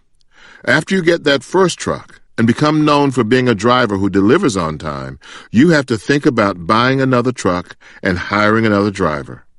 Your dream is right on track. You just keep purchasing transfers from one vehicle to the next. Next thing you know, you've got 10 trucks on the road, and your dream of owning your own interstate transportation company becomes a reality. If your dream is to be a chef, start cooking for your family. Talk to people looking to do special family events, but who can't yet afford an expensive caterer. Volunteer to cook at an assisted living center around the corner, or create a program at the local middle school to teach kids to cook. Who knows? You may get on the local news for what you're doing with the kids. Your appearance could be an opportunity for you to share your vision with the world. Those local vehicles are the perfect place to start.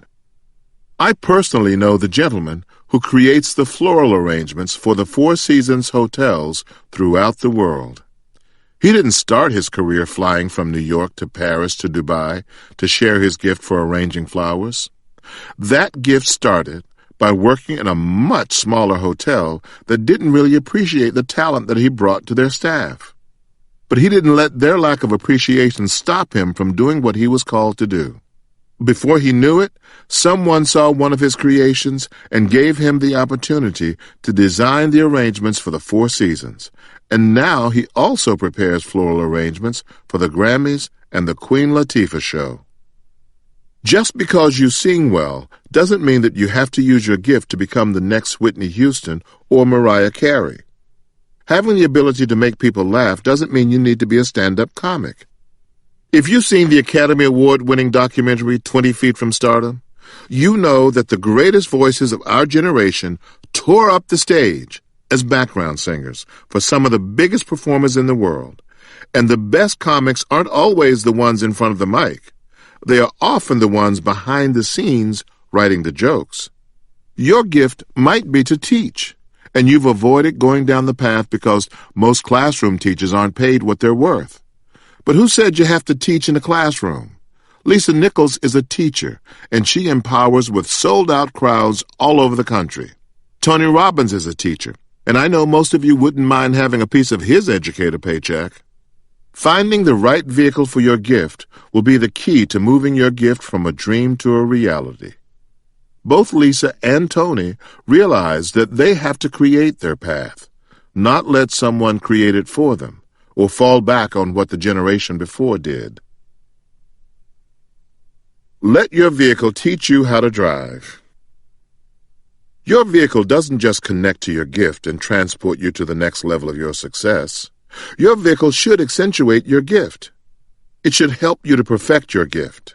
This means that you have to be aggressive about learning how to drive it and be patient enough to master the vehicle you're in before you trade up to the next.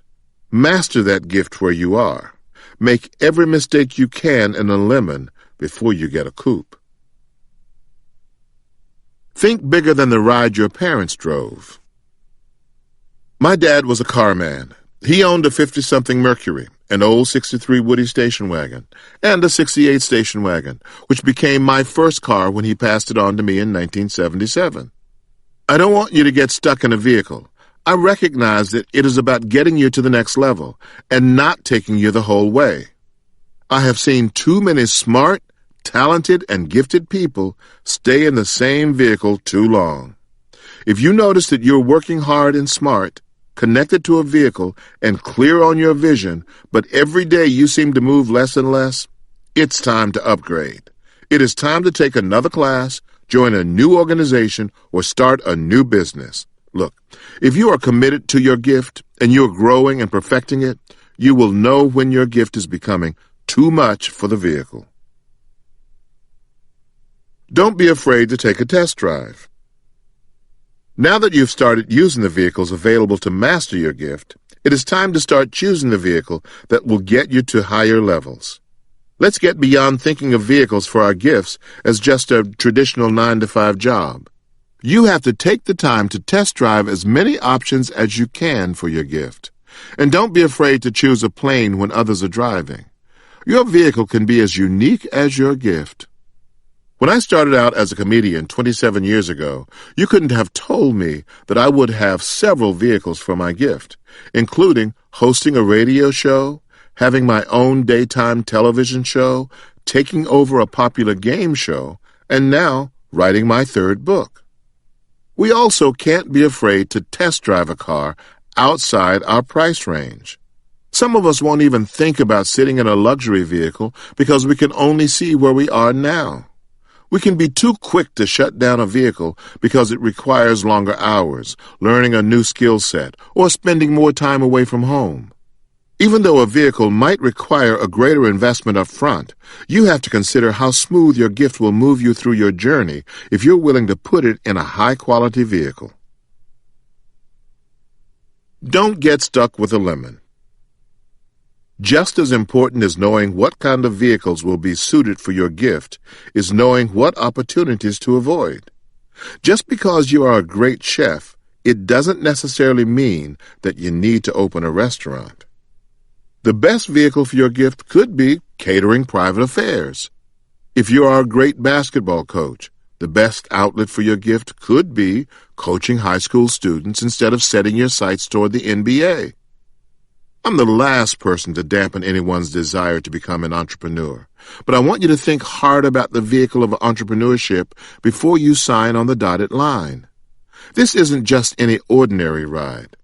Entrepreneurship requires sacrifices beyond the responsibilities of working a 9-to-5 job. You're going to need the right team to keep you on track. Perhaps there are expenses that you do not have the financial resources to invest at the moment. Or maybe you're the kind of person who prefers quality time for yourself and family, and less time spent working long hours.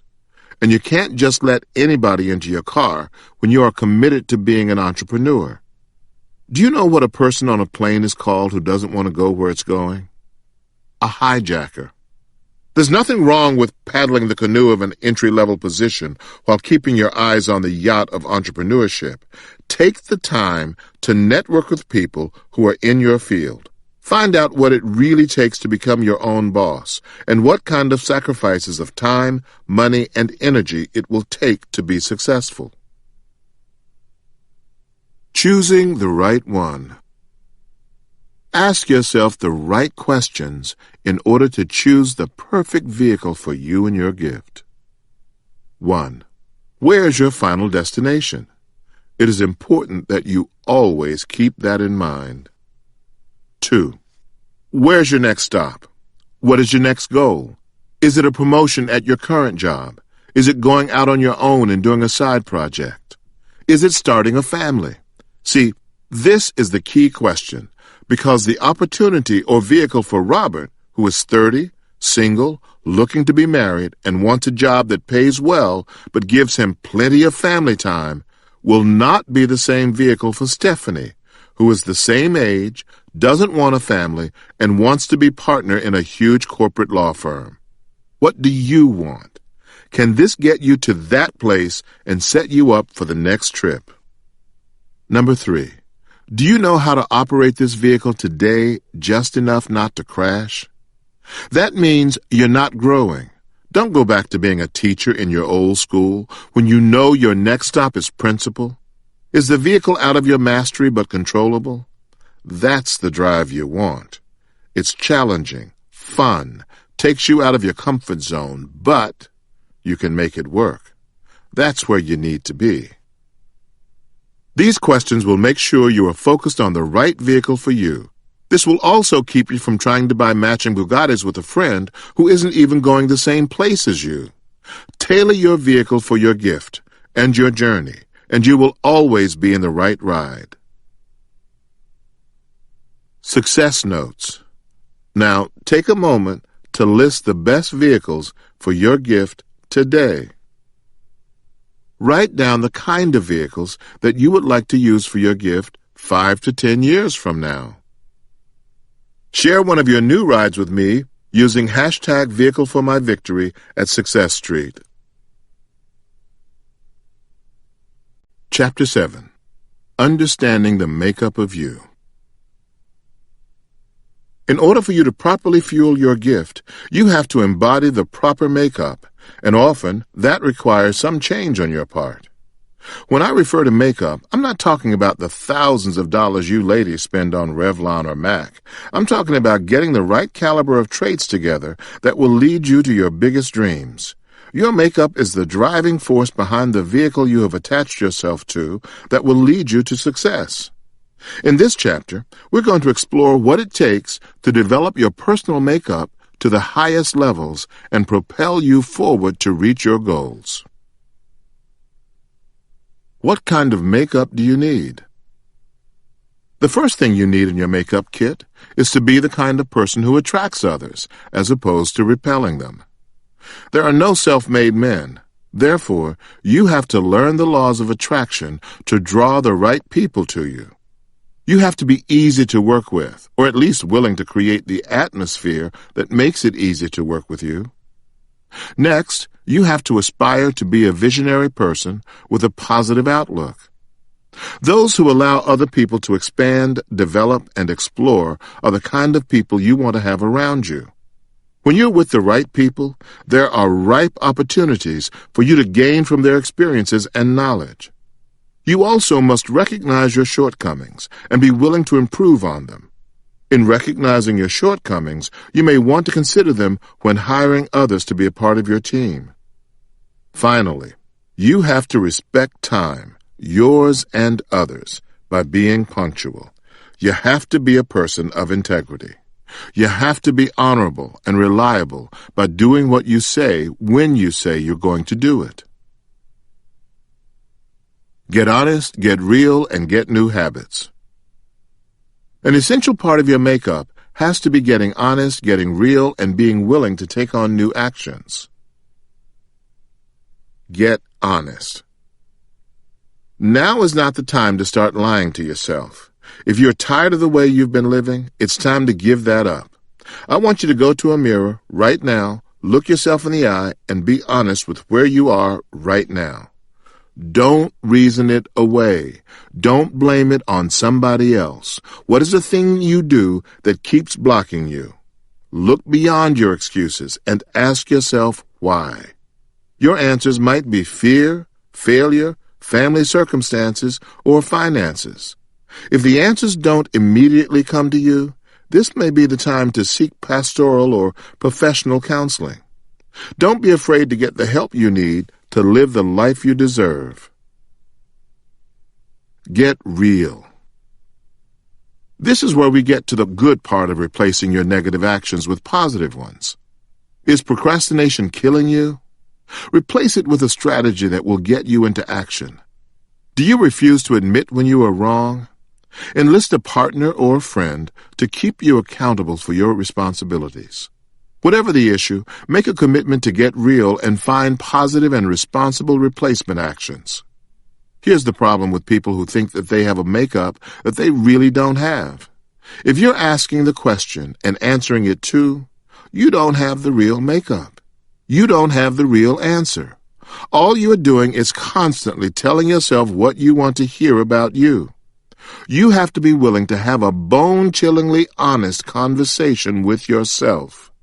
The only person you are cheating is you by not being frank about the situation. Get new habits.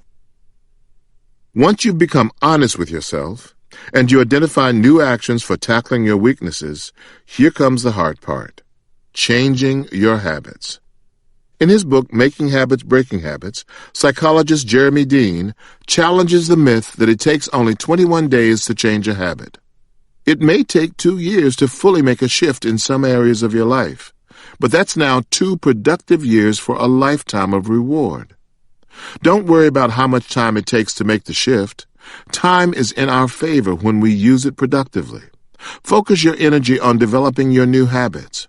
Just take it one day at a time. And when you get done with one day, I want you to do something revolutionary.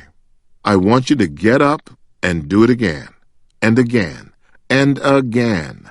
Pretty soon, this won't just be some new habit you're trying to conquer. This will be your new roadmap for success. Changing your makeup with integrity. I have had so many times in my life when I have had to change my makeup. I had to start becoming a more positive person with integrity to get the job done. I think the biggest shift for me was during a joke writing period. I learned a lot from Richard Pryor. What made Richard Pryor so great was his openness. He was willing to talk about all of it: his growing up around after-hours joints, his catching on fire, the arguments in the car, and his marital issues. That's what made him most effective. When I began in comedy, I was so protective of who I was and where I came from. I was trying to write my jokes in the fashion that others wrote, and as a result, I didn't develop the truth of who I could be as a stand-up comedian. Once I was no longer afraid to open up about me and my truth, things changed for me professionally. Talking about my truth allowed me to expand my material. I was no longer afraid to talk about my mother, who taught Sunday school, or my failed marriages, or my growing up in Cleveland. This was the first time I came face to face with real integrity. As you grow your integrity, one of the first pieces to focus on is learning how to lead. We get too focused on looking to other people at times when the real answers lie inside of us. We have to take the time to recognize our own strengths and weaknesses. I think what makes me effective as a person of integrity on the radio or as a spokesperson is that people know I am going to tell them the truth no matter what that truth is. You don't always have to agree with it, but I'm telling you my truth. I think that people have grown to respect that. Give yourself a real self-evaluation. Improving your makeup also means that you have to be willing to give yourself a real self-evaluation. When I write a joke, I go out on stage, I give a joke 3 shots before I decide to throw it away or keep it. If I tell the joke and it gets a big laugh, I rate that joke a 1. If I tell it and it gets a laugh sometimes, then that joke is a 2. If I tell a joke and most of the time it doesn't get a laugh, That's a 3. When I first started, I needed those jokes because I needed the time. You're paid 15 minutes to open, 30 minutes for the middle set, and 45 minutes to headline. I needed this time so I could become a headliner. I learned that if you're out there telling 3s, that's a shaky set. So every time I wrote a new joke and it was a 2, I got rid of a 3. The only way I did that was to have an honest assessment with myself. I kept writing jokes, and when I got a 1, I would get rid of a 2. After a few years, I had all 1s. That's when I really started developing as a stand-up, when I created that system of self-evaluation. Your personal self-evaluation has to be one of complete and total honesty. The only one who can do the self-evaluation is you. Until you're ready to have a completely honest conversation, even a self-evaluation will do you no good. I know that I don't care about mundane details. I have to hire somebody around me who is good at those repetitive details. I also know that I'm not good with graphs and charts. I learned that in college. You cut the lights and put a graph on the wall, then I'm going to sleep. So I hire people who like graphs. I don't like having to repeat myself over and over again to get a person to understand something. I don't have the patience for it. I also have to constantly watch myself and work on not coming up short. Real integrity is knowing where your shortcomings are. Setting the right balance. Your core makeup also has to have the right balance. Through all of my experiences, I have learned that the following order is essential for every successful person: God, family, education, business. If you prioritize your life in that order, success is yours on whatever level you want. In my life, I have come to realize that God has to be first. I used to have business first, education second, family third, and God last. Until I got that order right, I couldn't get my life together. After putting God first, you have an obligation to take care of your family. You cannot have children and not take care of them. How do you expect the universe to take care of you if you don't start by taking care of your child? How do you think more blessings will come to you if you won't take care of the blessings you already have? Regardless of the relationship you have with your child's mother or father, you are obligated to take care of that life. Same thing applies to your husband or your wife. Once you have God and family in the right order, now you need to focus on education. When I refer to education, that doesn't always mean going to a 4-year institution.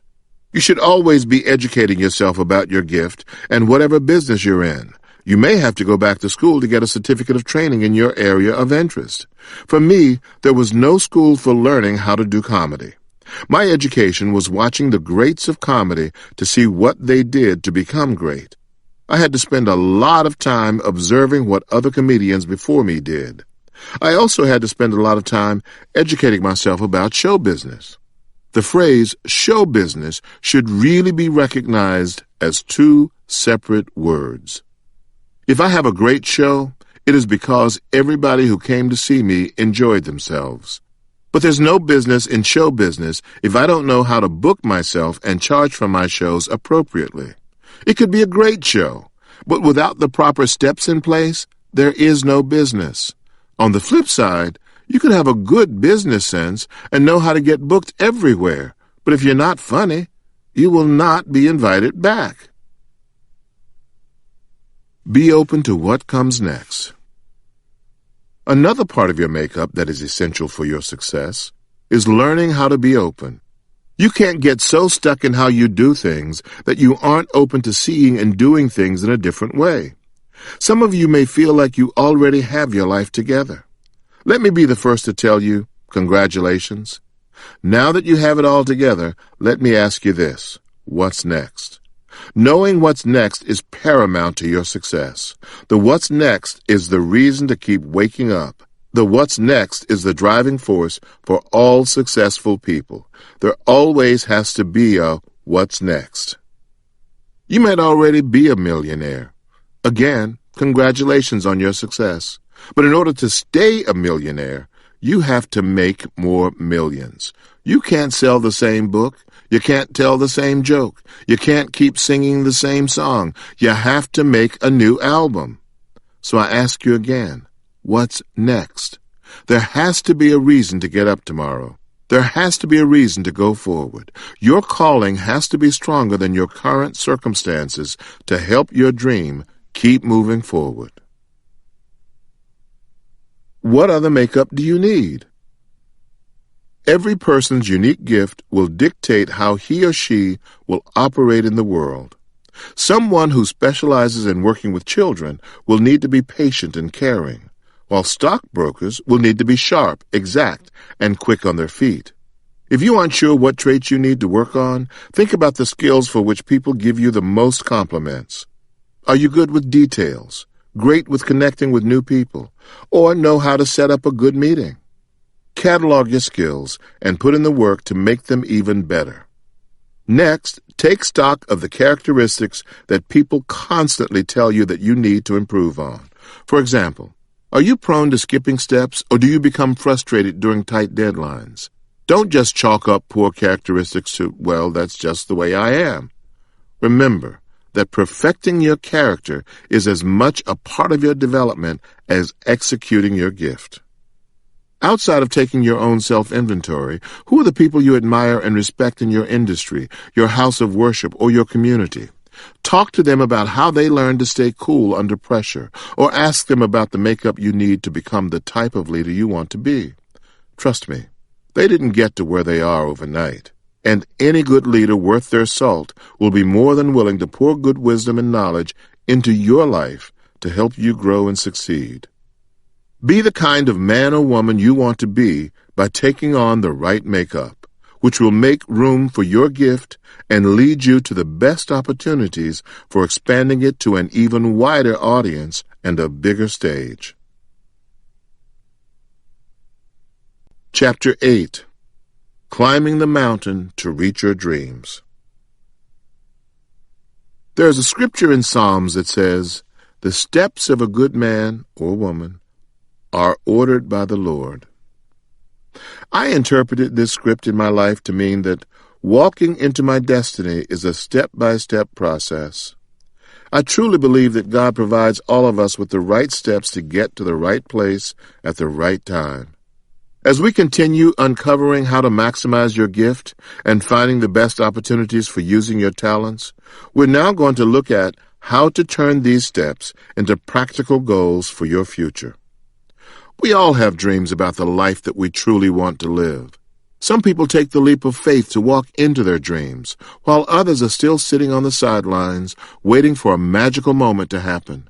What separates the dreamers from the doers? Goals. I don't care how vivid your dreams are, without goals, your dreams will remain a someday phenomenon instead of today's reality. Goals are the key ingredient to help us stay focused, consistent, and diligent on our path to achieving our dreams. Climbing the mountain of success. Another way to think about moving your dreams into goals is to imagine that you're climbing a mountain. Your dream is the summit. Every good mountain climber starts out on his journey with his mind focused on the summit. Every step, every pull of the rope, and even every pause to regain his energy is executed by focusing on his goal. Once he reaches the top, he takes a moment to rest, regroup, refuel, and relish in his victory. But every true climber knows that this is just another leg of the bigger journey. Reaching one summit can never be it for the true climber. Each time that he pushes his lungs harder, climbs higher, and scales an even more dangerous rock, he knows that it's just preparation for the next journey. Wherever you are on the mountain, the top, the bottom, midway up, at the rest stop, at the first aid station, or even if you're about to stick the flag in the summit, trust and believe that I have been at all those places in my life. I have stuck the flag in the mountain. I have been at the rescue station, the first aid station. I have been halfway up and fallen all the way back down. I have been caught in a cave. I have fallen in between the cracks and crevices of the mountain. I have been trapped on the mountain. I have been covered by an avalanche on the mountain. You name it, on this mountain I have done it all. I have been told to not even bother climbing because, they said, I didn't have what it takes to make the climb. I want you to start thinking of your goals as your personal climb to the top of your mountain for your dreams. You can't just expect to wake up tomorrow and become a millionaire, or have your product be a worldwide sensation overnight, or get the position you have been coveting. What goals are you willing to put in place to make your dreams come true? I know that goals can often be overwhelming if you take in the full picture at one time. But think about how you can break your climb down into smaller sections. You know yourself better than anyone else, so be honest about what will keep you motivated and inspired. Do you need to take this journey with someone else to ensure that you will keep your word? Will it be better to go solo to stay focused? What kind of milestones do you need to keep you on track? Are there better times to execute certain parts of your journey than others? These are good questions to keep in mind as you work your way toward your dream. Goals are essential because they give you realistic, measurable, and specific targets. They are necessary benchmarks that give you the energy, confidence, and assurance to keep moving in the right direction toward your dream.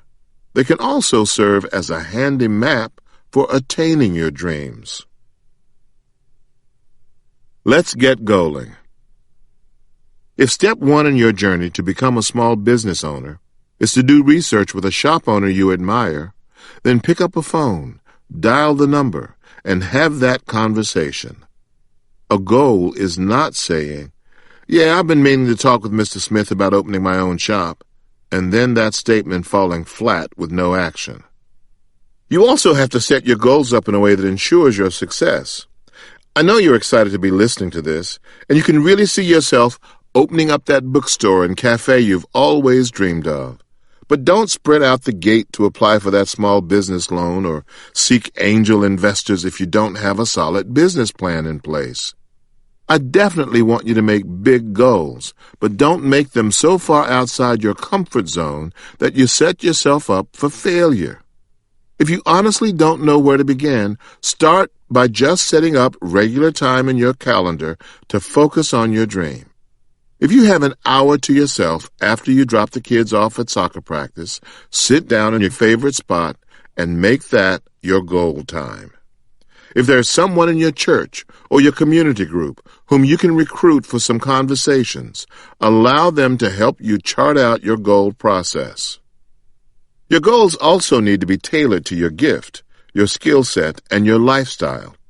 I don't expect a 40-year-old married mom of 3 to work toward her goals at the same pace as a 25-year-old single man.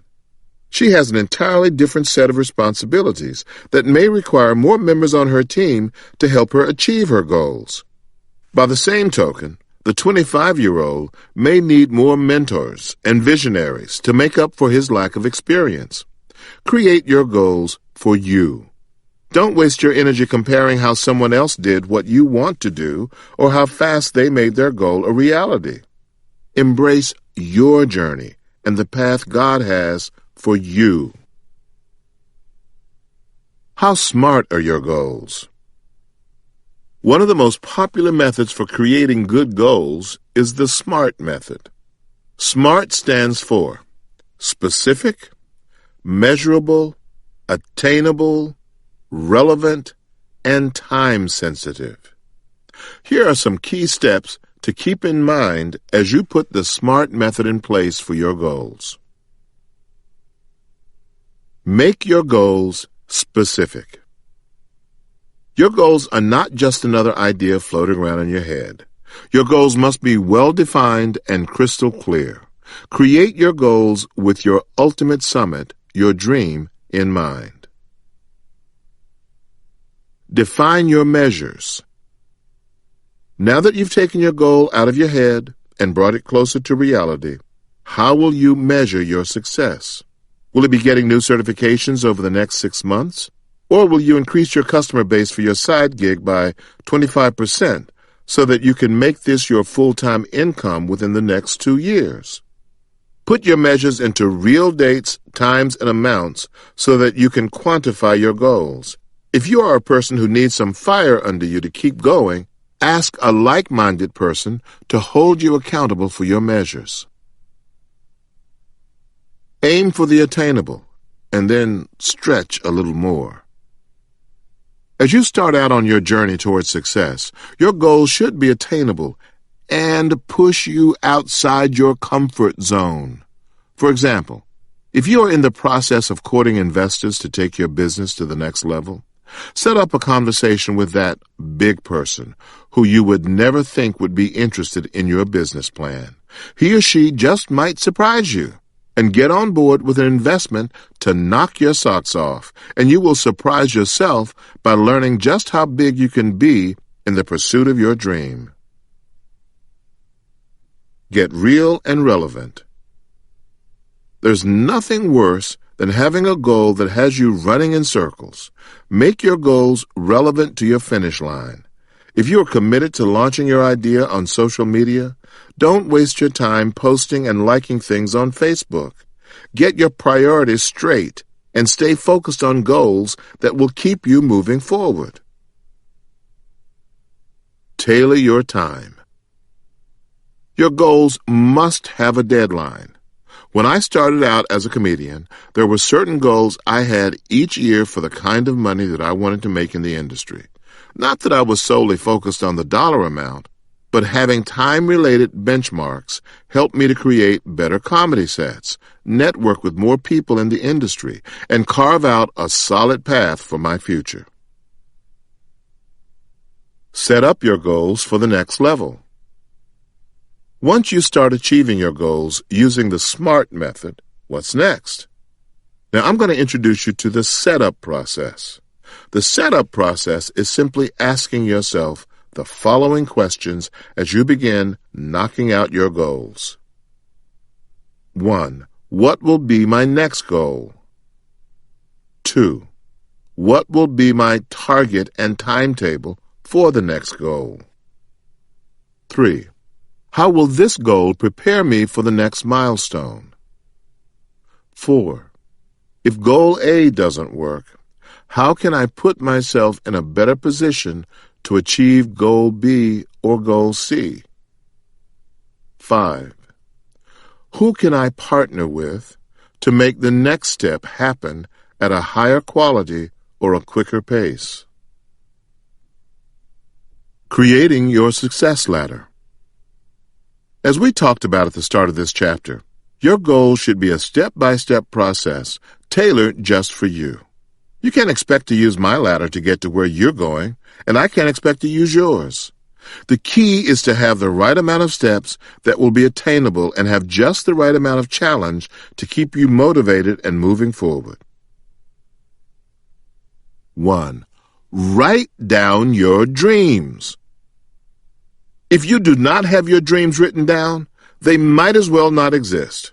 Whether you are a no-tech, low-tech, or high-tech person, keep your goals with you in a way that works for you and your lifestyle. 2. Create a list of goals under each dream. Your dream will immediately come alive when you specify the goals you need to make your dreams come true. One of my goals is for the Steve Harvey Show to earn a 3.5 rating. Here's a working set of goals that I am developing for me and my team. Dream: earn a 3.5 rating for the 2014-2015 season. Goals: schedule 2 working retreats with production staff during summer 2014 to add 3 new segments to the show. Add weekly segment with Lisa Nichols for new Motivational Monday segment.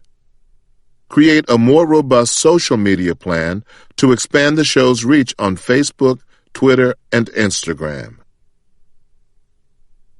3. Create a timetable with your dream summit in mind. Imagine where you want to be in the next 5 years and begin creating your goals from the perspective of achieving that dream. For example, Let's say you want to write your first book in the next 3 years. 4. Get smart and set up your goals with power. Using SMART goals and the setup process are powerful ways to make your goals practical and attainable. Walk through the steps that we covered in the previous section to ensure that you are creating goals that you can achieve and be proud of. 5. Prioritize your goals. I want you to be excited about your goals, but I don't want you to neglect your family, your health, and your overall well-being in the process. Working towards your dream doesn't mean that you get so laser-focused that you lose sight of your priorities. Create your goals in such a way that you can still be a great parent, a great spouse, and yes, even a dedicated employee while you're planning your exit strategy. And it's okay if prioritization means making smaller steps so that you can have balance in your life. If all you can do is save $500 toward your dream this year, you're now $500 closer to putting your gift in the right vehicle. 6. Celebrate your progress. For every goal you achieve along the way, celebrate your journey. Often we get so caught up in reaching the summit that we forget to stop as we take in the journey and acknowledge our accomplishments. You have to be your first cheerleader on your road to success. If you like to journal, create a goals journal to capture your progress. Create this journal as your personal space to articulate your thoughts, feelings, frustrations, and triumphs. If you need to process your journey with another person, set up a regular celebration checkpoint with your team so that they can take pride in your accomplishments too. Celebrating your goals is as much about honoring your work as it is a source of motivation to keep pushing. The end of your success ladder might be hosting your own inspirational podcast or setting up fitness classes to help seniors in your building to get healthy. Whatever your dream is, don't just let it swirl around in your head as just another lofty thought. Create goals for your dream that will make your gift come alive. As the saying goes, goals are dreams with their feet on the ground. Take this chapter and use these steps to put some feet up under your wildest dreams. Success notes. What dream are you committed to fulfilling this year? Create SMART goals for your dream. Specific, measurable, achievable, realistic, time-sensitive. Chapter 9. You have to see it to believe it. Nothing disappoints me more than hearing people filled with big dreams but no goals or vision to make them a reality. Having a vision comes down to one thing. Do you know where you want to go? You have to be clear about your vision because it will drive everything else you do. Here's a quote that I love from Albert Einstein. Imagination is everything. It is the preview to life's coming attractions. Your imagination is everything. If your focus is on where you are right now, then your right now becomes your forever. Until you change your focus and elevate your imagination, your present situation will define you. If imagination is everything, we have to start by changing how we view the coming attractions. Creating a first-class vision. No matter how much we achieve, we have to keep pushing our imagination. Back in 2001, one of the things I really wanted was my own plane. Tyler Perry had the exact plane that I wanted, so I reached out to him to get the interior sketches for his plane. I immediately showed the picture to one of my partners. "I'm never flying a commercial plane domestically ever again," I said. It might not be your vision to fly privately, but why not create a vision to fly first class? Get out of your comfort zone and treat yourself to a first-class ticket for your next business trip or vacation. Once you experience first class, keep up the work to make that your regular reality. If you don't think any higher of yourself, why should anyone else? Now, don't get stuck on the airline analogy. If flying privately or first class isn't important to you, that's okay. Your interpretation of first class may be different. First class might be simply being in a financial position to take a vacation once a year, especially since you haven't been on a vacation in years. But what about having a first-class vision for your life? What about providing a first-class education for your children? What about creating a first-class business? How about imagining a first-class marriage? First-class appearance? You cannot get to the best in life if your imagination will only allow you to see coach visions. First-class visioning. If first class is important to you in some areas, why not make it important in all areas? Flying first class may not be important to you now, but one day it will be. Once you do enough first class things, second class doesn't even fit your image anymore. Once you taste first class enough times, second class will never do. I'm not sitting in the back where they hand out half a Coke and a little pack of peanuts. I don't want to have to buy the sandwiches. I want to be where they're giving out 3 or 4 sandwiches. Dick Gregory taught that to me. He said, "Steve, just go see first class. It will condition your mind to settle for nothing less." First class conditioned your mind. Treat yourself every now and then. Go on a nice vacation somewhere. Quit going to your family reunion every year. Drive down to Mississippi to sit under a tree. Dick said to me, "Sometimes you have to take your family somewhere really nice and watch what happens after that. You'll start dreaming about that real nice all the time, and so will your kids." Let your imagination take over for your logic. When kids let their imaginations go, they come up with some ideas that are out of this world. Kids don't think about what is logical, practical, or even doable. They just let their imaginations rip. Get back to that space of being like a kid and let your heart and desires guide your vision.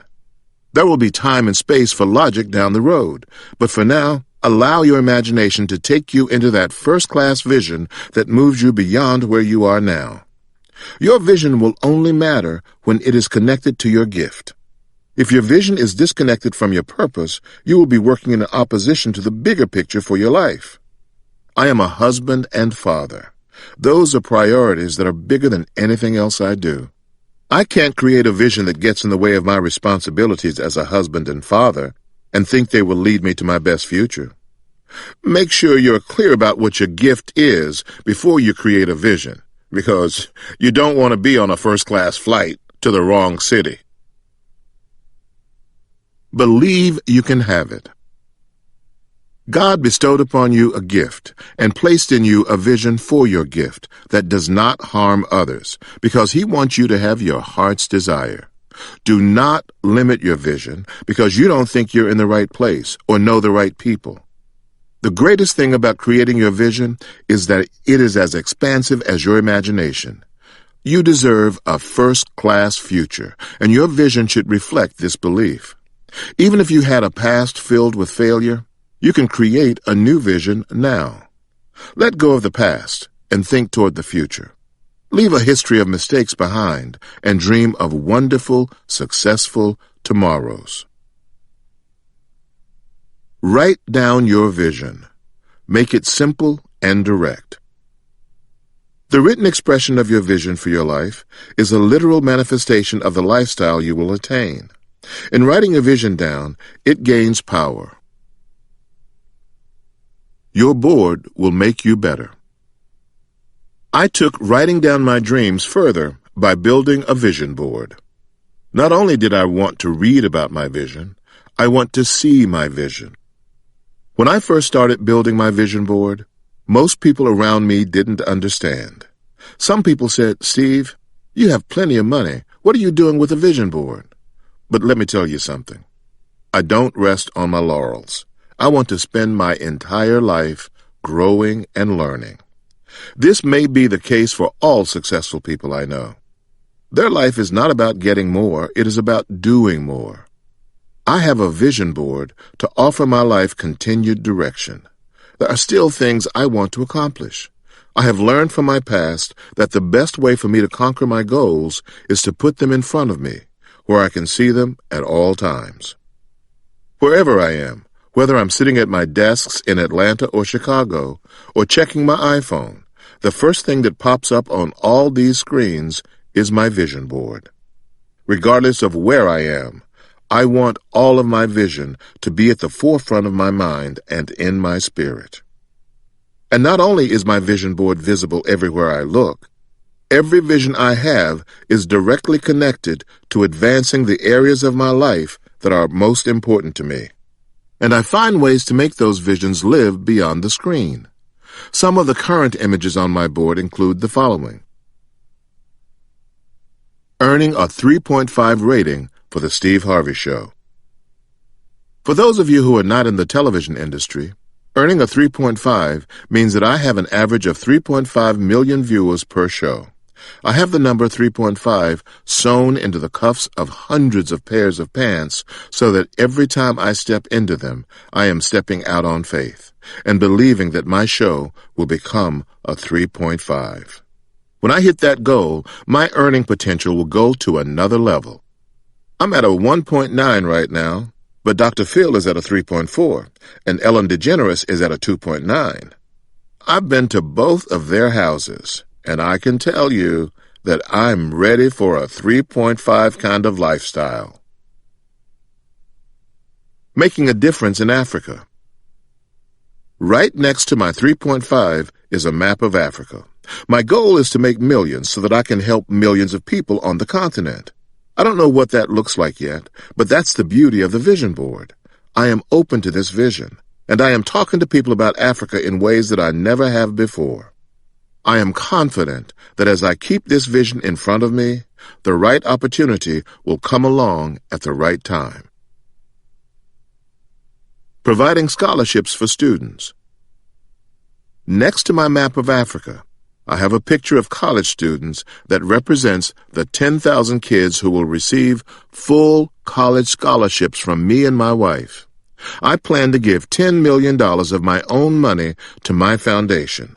I am already on my way to achieving this goal, and the more I focus on it, the more God sends me partners to make this a reality. I have a few more pictures with my wife, my family, and some major financial goals, but those are personal, and it's important for you to keep some of your visions protected and private, to only the people closest to you. I don't know how I'm going to send 10,000 kids to college, or how I will make a difference in Africa, or how the Steve Harvey Show will reach a 3.5. All I have to do is keep my vision board in front of me and ask, believe, work, and get ready to receive. My vision board helps me to let my imagination go, push every boundary out of the way, and get tuned into my gift and purpose for being here on earth. By using my vision board, I have encouraged others around me to reach their own success. What will you put on your board? Here are some practical tips to help you get started. Identify what you want to accomplish. Now that you're clear about your vision and your focus, write down 5 to 7 scenarios that represent different areas of your life. Make sure that all of your goals aren't just focused on career and financial gain. Your completed vision should reflect all the areas in your life that are important to you, including family, friends, relationships, your spiritual, mental, and physical health, being of service, and yes, even those vacations and material things you desire. It's important that you have 5 to 7 visions that reflect several of these areas. This will prevent you from focusing completely on one area of your life while ignoring others. When you look at your completed vision board, it should be a reflection of the whole you. Design your board. 1. Place your photos and your images on your board in such a way that it will speak to you and make you want to look at your board on a daily basis. You can make it as plain or as elaborate as you want. The key is to make sure that it motivates and inspires you to achieve your dreams. Do you want your board to be physical or virtual? This is totally about your lifestyle. If you're like most people, your phone is a lifeline. If that is the case, you should have a digital vision board. That doesn't mean that you don't print it out and place it in your bedroom, office, or even in your car. The beauty of a digital board is that you can have both. If you choose to go old school and simply print pictures and paste them to a piece of paper, the outcome is the same. 2. Pull your pictures or video for your board. As long as the image represents your destination, it will work. Don't be abstract. When you look at this, it should be a clear representation of what you want and where you want to end up. 3.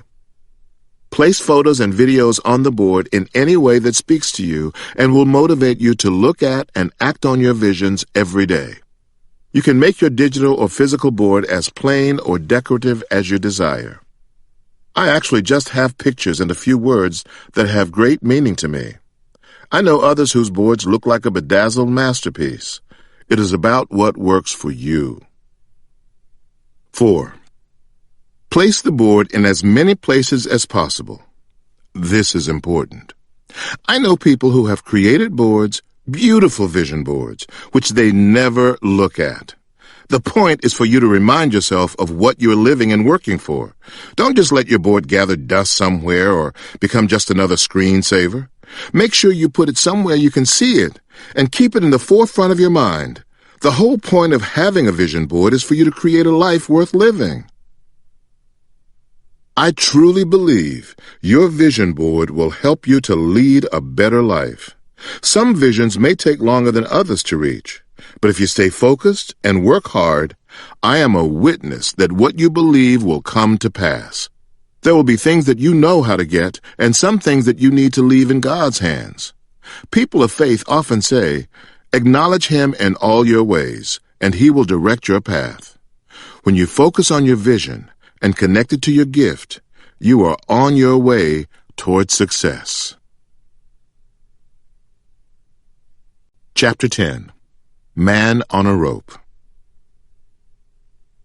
I happen to have had a brief friendship with the late, great Butch Lewis, who was a fight promoter.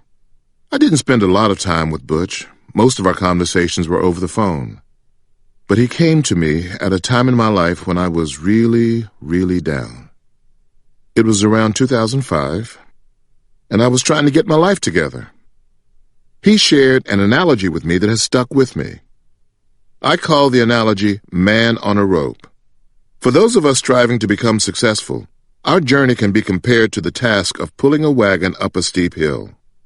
Those willing to make the climb are typically business leaders, business owners, head of the family, running a foundation, leading children, or pastoring a church. This wagon is like a wooden wagon that you may have seen in a Western movie. Our responsibility is to pull that wagon uphill. This wagon doesn't have rubber wheels on it. It doesn't have a motor. It doesn't have wire spokes. It is just an old wagon that you're pulling up a hill. It has no horse in front of it. It doesn't have a mule in front of it. It has but a single thick burlap rope. Think of one that can be found in gym class, except twice the size. The rope is very thick and rough, cutting into the puller's hands, your hands. Yes, you are pulling that wagon up the hill. Your pants are tattered, torn, and dirty. This is a barefoot climb, and you don't have any traction to keep you steady. You're sweating. The rope is over your shoulder, and it is cutting into your skin. It isn't easy. What makes your journey the more challenging is the added weight of people being in your wagon. You are carrying them. The only people who can get on the wagon are people that you allow to ride. If you're smart, you will choose based on who will assist you in getting the heavy wagon up the hill. You don't want a cart full of dead weight. No one else can pull the wagon but you. You are the one who wants to become successful. You are the one with the gift and the vision. Who do you have on your wagon? People can aid in your climb, but they can't pull your rope for you. What you're looking for are people who have one leg over the side, pushing with their toe, trying to help you pull the wagon up the hill. They're not strong enough on their own to have their own wagon, but they're good enough that you are letting them help your wagon get up the hill. You have some people on the wagon whose job it is to cook and bring food to you. Along the way, if you're a man, you may want to find a woman who will get off the wagon to dab your brow, keeping sweat from getting in your eyes. She should be willing to even kick rocks out of the way for you. She will cheer you on. At night, when you get to sit down and put your foot up against a rock, you can't let go. You have to wrap the rope around your waist when you lean back to take a rest. Everyone else is still on the wagon. Even when you're asleep, your wagon is still heavy. Your wife is allowed to lie with you to give you the strength and the wherewithal so that the next day you're able to continue your journey. But she can't pull the rope. She can inspire you, but she can't pull the rope. She can whisper in your ear encouraging words, but she can't pull the rope for you. That rope is yours and yours alone. The people in your wagon should play various roles that contribute to your success. Or else, what is the point of lugging them around? There has to be a person to count your money. There should be someone to provide you with counsel. The problem with dragging everybody up the hill is that some are not contributing. When they see that you are not looking, they take their foot up and just ride a bit. Some people have gotten so slick with it that they have figured out how to get up in the middle of the wagon and not do anything at all but just ride on your wagon. I have watched many successful people's eyes tear up when I have shared this story. It reminds them of the dead weight that they have been carrying and the people who are along for the ride, the friends who have taken advantage of their generosity, and in the worst-case scenario, the spouse or the manager who ran off with their money. Who is in your wagon? Joel Osteen told me, God has lined up all the people in your path to get you to your dreams and your visions. All you have to do is get rid of the wrong ones. Who do you have on your wagon that isn't helping you get up the hill? You want people who can propel your vision. When pulling a wagon up a hill, everyone on board must have a role of value or significance. If I have an old wagon and a rope, then I would like to have somebody who at least at night would come down there and put a little fabric softener on the rope that might make the rope a little bit easier. Maybe somebody who has an oil can grease the wheel. Somebody who has the ability to fix a broken wheel. Someone who does wagon repair in case a rivet comes loose. You want to have people with you that can aid you on your journey. Adding models to your wagon. When you start selecting models to put in your wagon, be clear that they are modeling their gift for you. I have seen some terrible choices made when people selected role models to fill the wrong roles. You may select a man who is a brilliant businessman, but is an awful husband. Now, as long as he is a business role model, you're in good shape. I recommend you identify role models who provide you guidance and wisdom in your gift, your career, your finances, and your health. When you choose someone to model, they should have a track record of success. Additionally, the role model should show a commitment to providing direction to others. Mastery in an area doesn't mean you possess the energy that should be imitated. You may have access to an elected official who has consistently been reelected, raises tons of contributions, and actually gets some things done. But if his integrity is off, why would you want to model his actions? Your makeup should guide your selection of role models as much as your gift and goals. Getting rid of dead weight. Next, let's talk about the kind of people you do not want on your wagon, because they are dead weight. You cannot share your dream and vision with everyone. If you're sharing your dreams with someone and the first thing they do is try to tell you how it won't work, you should immediately disassociate from them. This person doesn't have vision. They don't have enough insight to think that maybe this isn't right for them, but it is right for you. What you don't need to know is how something won't work. You need to know how it will work. Let go of people who are only around for their personal benefit. Before bonding with someone, I ask myself a couple of questions. Does hiring this person make my enterprise stronger? Does my association with this person make me better? Do they have information I don't have? Do they bring potential income to the table? If they don't make me better or stronger, if they do not add anything of value, why are we talking? Now, you're going to have a person with a self-serving motive. Effective leaders know that the way to become a great leader is to become an even greater servant. Some people are not even willing to be of service to you, but are coming around you to see what they can get out of you. They see their needs as taking priority over your vision for your future. That's a dangerous person. They can make you feel drained of energy. Avoid people who always have chronic bad days. In their mind, nothing ever works in their favor. They have a chronic woe is me campaign that they keep on full blast. This kind of negativity depletes enthusiasm. You don't need the woe is me speech every day. Another personality type that I recommend distancing yourself from are individuals who have to be right all of the time. They go out of their way to be right, but not necessarily correct. Who has time to tangle with this personality? Wherever you're going, this person will not be able to get you there. You should also be leery of procrastinators. Procrastinators will weigh you down. Action is the prescription for moving forward. Procrastination is the prescription for boredom. Procrastinators are waiting, and they often create more excuses to continue waiting. It isn't the right time. I'm going to wait until it is sunny outside. I got up late. I called them and they didn't pick up the phone, or they didn't reply to my email. Procrastinators are going nowhere. Do not let them impede your journey to success. You should be living your life surrounded by people who are like-minded, service-oriented, grateful, who are trying to accomplish things and bring something to the table. Success notes. Who has to go and how?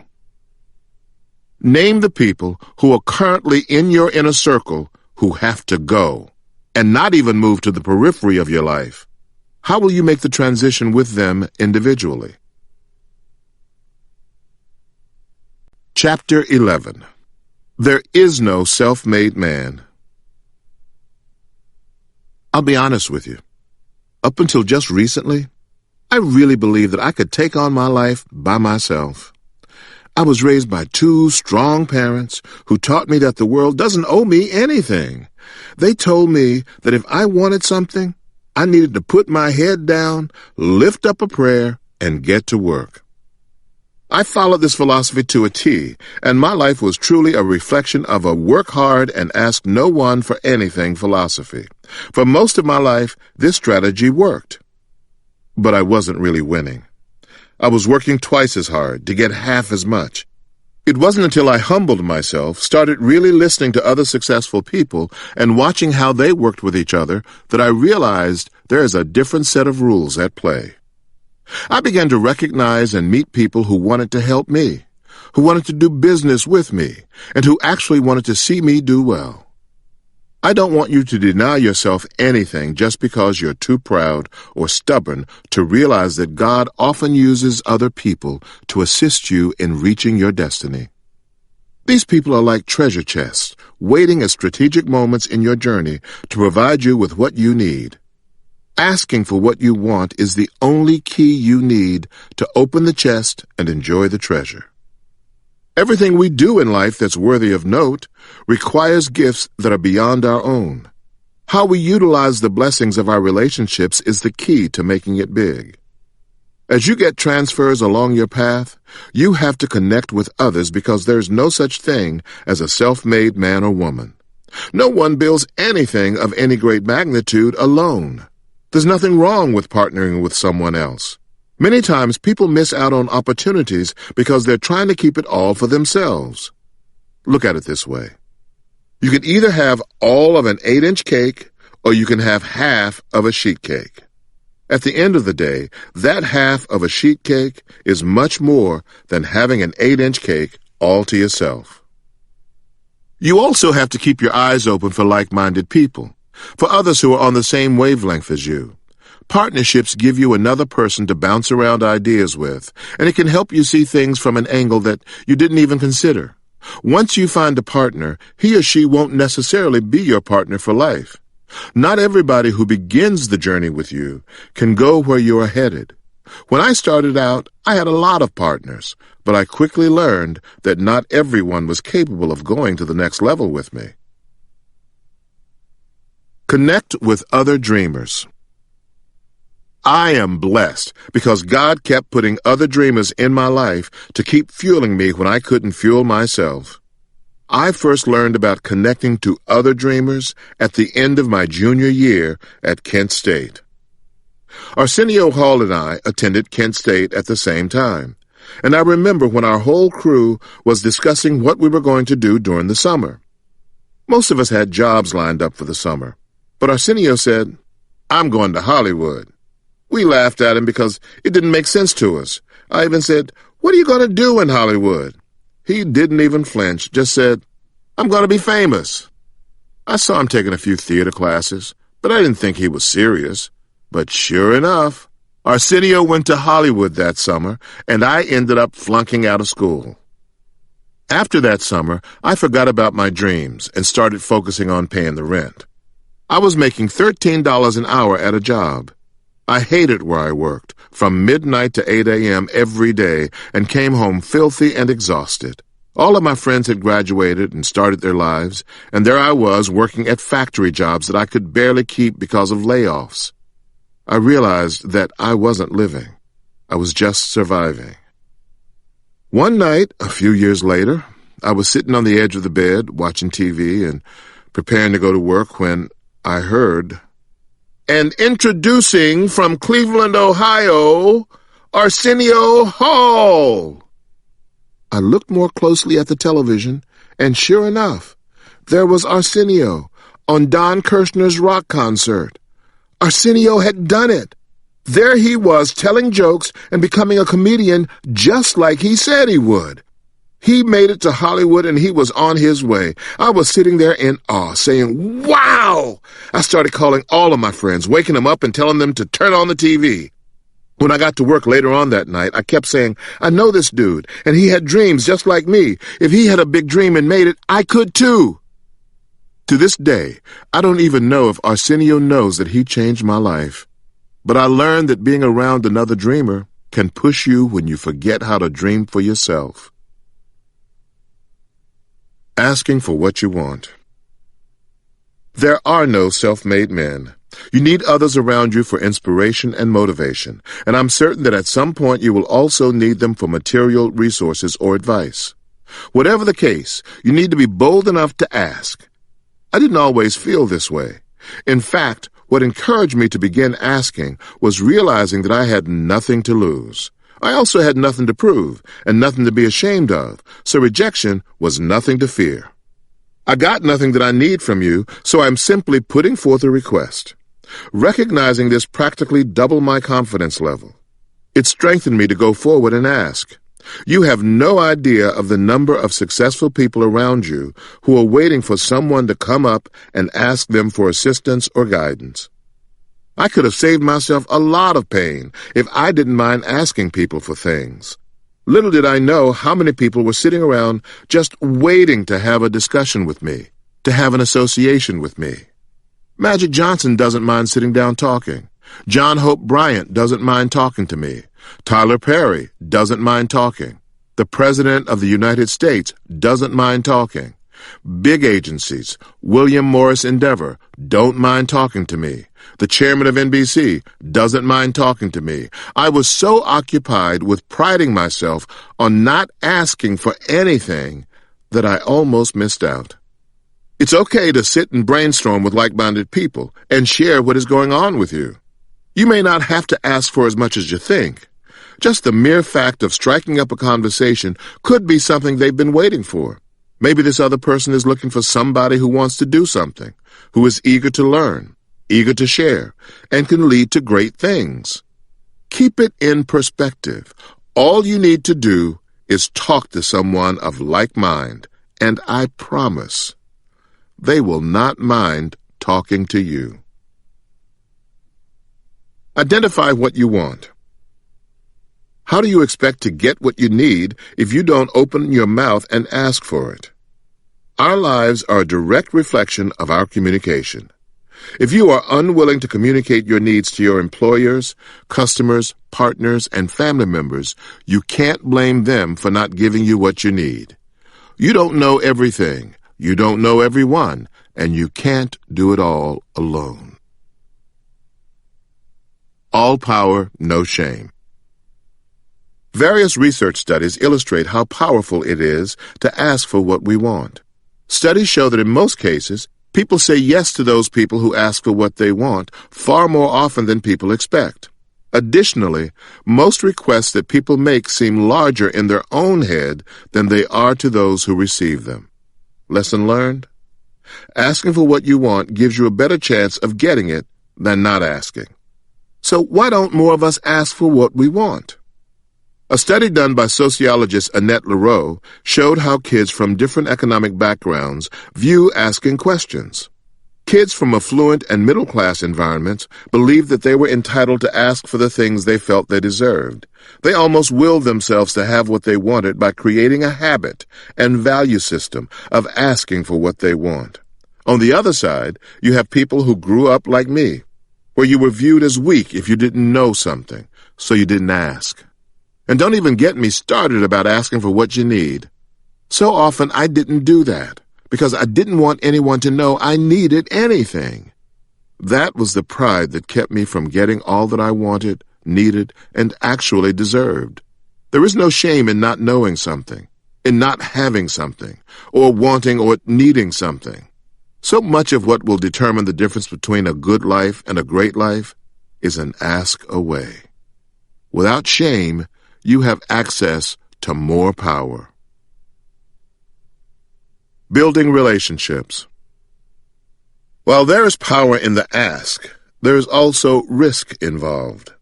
People might say no. Some may make assumptions based on our wants or needs, and still others might reject us and our boldness in asking for what we want.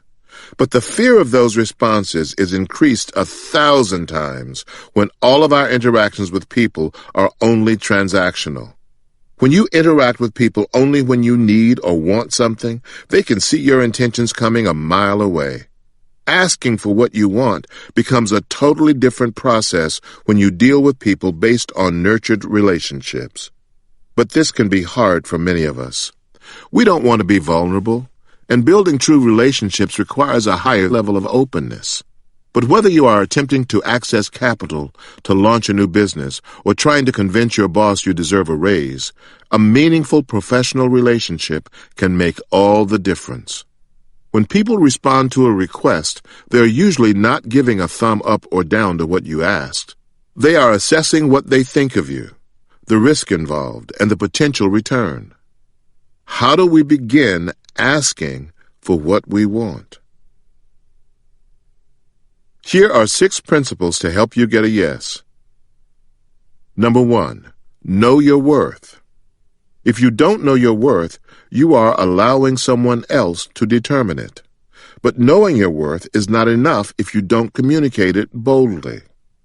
If you have determined you are worth $150,000 a year, you have to be willing to fight to get as close to that value as possible. In fact, you should be prepared to go in asking for more than $150K to give yourself room to negotiate down to what you want. As with any request, you may not get exactly what you want. However, when you know your value and fight for it in a professional way, I guarantee you will walk away from the table with more than if you had asked for nothing. Number 2, recognize what you deserve. Far too many people, women in particular, put their wants and needs on the back burner for the benefit of everyone else. There's nothing noble about denying yourself the life you were destined to have to accommodate someone else. That doesn't mean we don't make compromises for people we love or those we're building businesses with. But if your needs are always being put on hold, you have to pause and reprioritize your values and commitments. Warning. Be careful that you don't confuse what you deserve, which is what you work for, with a sense of entitlement, which is what you want but didn't work for. Number 3, get specific. It is important to be specific about what you want and need. Failure to communicate what you need will add more time and frustration to your timeline. Number 4, don't assume anything. People are not mind readers. I don't care how well you know someone. Never assume that they know what you want or need, even if you think they should know. Get crystal clear about your needs beforehand. Number 5. Communicate your values. Be firm about what you will and will not stand for. The quickest route to frustration is a failure to communicate your value system. This can be challenging when you are in a place of real need. But don't be someone who can be easily bought. Don't compromise your standards. Number 6. Recognize that no is not a rejection. The bank, your boss, and even your significant other will not always say yes. They may not be able to give you what you want.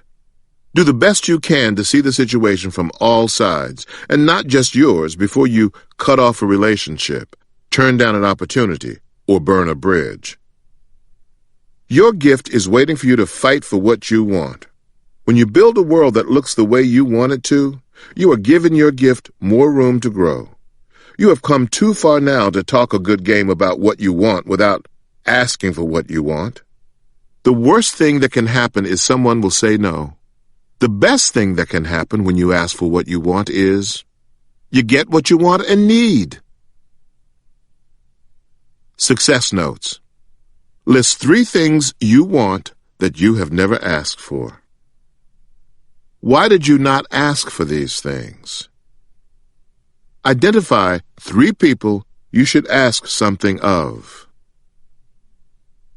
Part 3. Maximizing your gift. Chapter 12. Tale of the Tape. When I was growing up in Cleveland, I used to be a boxer. I absolutely loved the sport as a child, and I still love it now. Any true boxing enthusiast can tell you about the tale of the tape, which is a pre-fight analysis that shows detailed measurements for each fighter. When you watch the tale of the tape on TV, the measurements typically include each boxer's age, weight, height, and arm reach. Back in the day, it also used to include bicep, chest, waist, thigh, neck, calf, and even ankle measurements. While you and I may not be able to do a whole lot with all those numbers, true fight analysts can identify strengths and weaknesses before a single punch is thrown. Know your opponent. One of the greatest fights in the history of boxing was the 1974 Rumble in the Jungle between the undefeated heavyweight champion George Foreman and former heavyweight champion Muhammad Ali. The fight took place in Kinshasa, Zaire, now Democratic Republic of the Congo. And nearly all of the experts predicted that the younger, stronger, more powerful champion would defeat the older, flamboyant, but weaker former champion.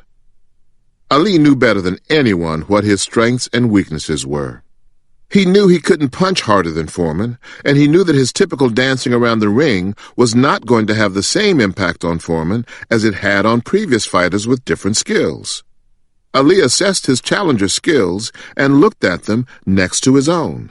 As a result, he devised a strategy that he had never used before. For the better part of 8 rounds, Ali leaned back against the ropes, allowing Foreman to throw punches that took major effort and caused minimum damage. In the meantime, Ali would get in close to Foreman, lean on him so that Foreman was holding Ali up, and take quick jabs to his face. By the 8th round, Foreman was weak from all the blows and Ali's jabs. Ali knocked Foreman out in that round and stunned many in the boxing world. Ali was not the stronger fighter on that day, but he was the fighter who had done a better side-by-side assessment of skills. You have to take on this same mindset as you are looking at new opportunities, new career moves, and even relationships. Just like in boxing, what is a weakness against one fighter may be a strength against another. When you look at your list of skills, what are your potential advantages and disadvantages? If you have strong skills in communications, project management, and team building, but you have weaknesses in budgeting and finance, it is unlikely that your skills would match up well for a chief financial officer position. On the flip side, if you have strengths in technology and digital design, your skills could line up well for a chief technology officer. Make sure you know your opportunity, relationship, or job well enough to size up its requirements in relation to your skills so that you can knock it out of the park. Success requires your best effort. You cannot give your best when you don't know what your best is. Knowing your strengths and weaknesses is important because you need to learn how to maximize your wins and minimize your losses. Taking on the challenges of life, business, work, health, and family means you will have to take and throw a lot of punches. Being honest about your weaknesses will put you in a place to take fewer punches and minimize being knocked off your path to success. Finally, each of us has the ability to either evolve and grow stronger or remain stagnant and become weaker. When you know what you do well, you can develop a strategy for growth. All of this is possible with a little work, but none of it can happen if you don't take the time to know your strengths and acknowledge your weaknesses. How to know your strengths and weaknesses. Assessing your strengths and weaknesses is not an emotional process. Rather, it is a process for you to catalog your skills. Knowing what you do well versus what you still need to improve upon will help you to identify your personal skills and traits.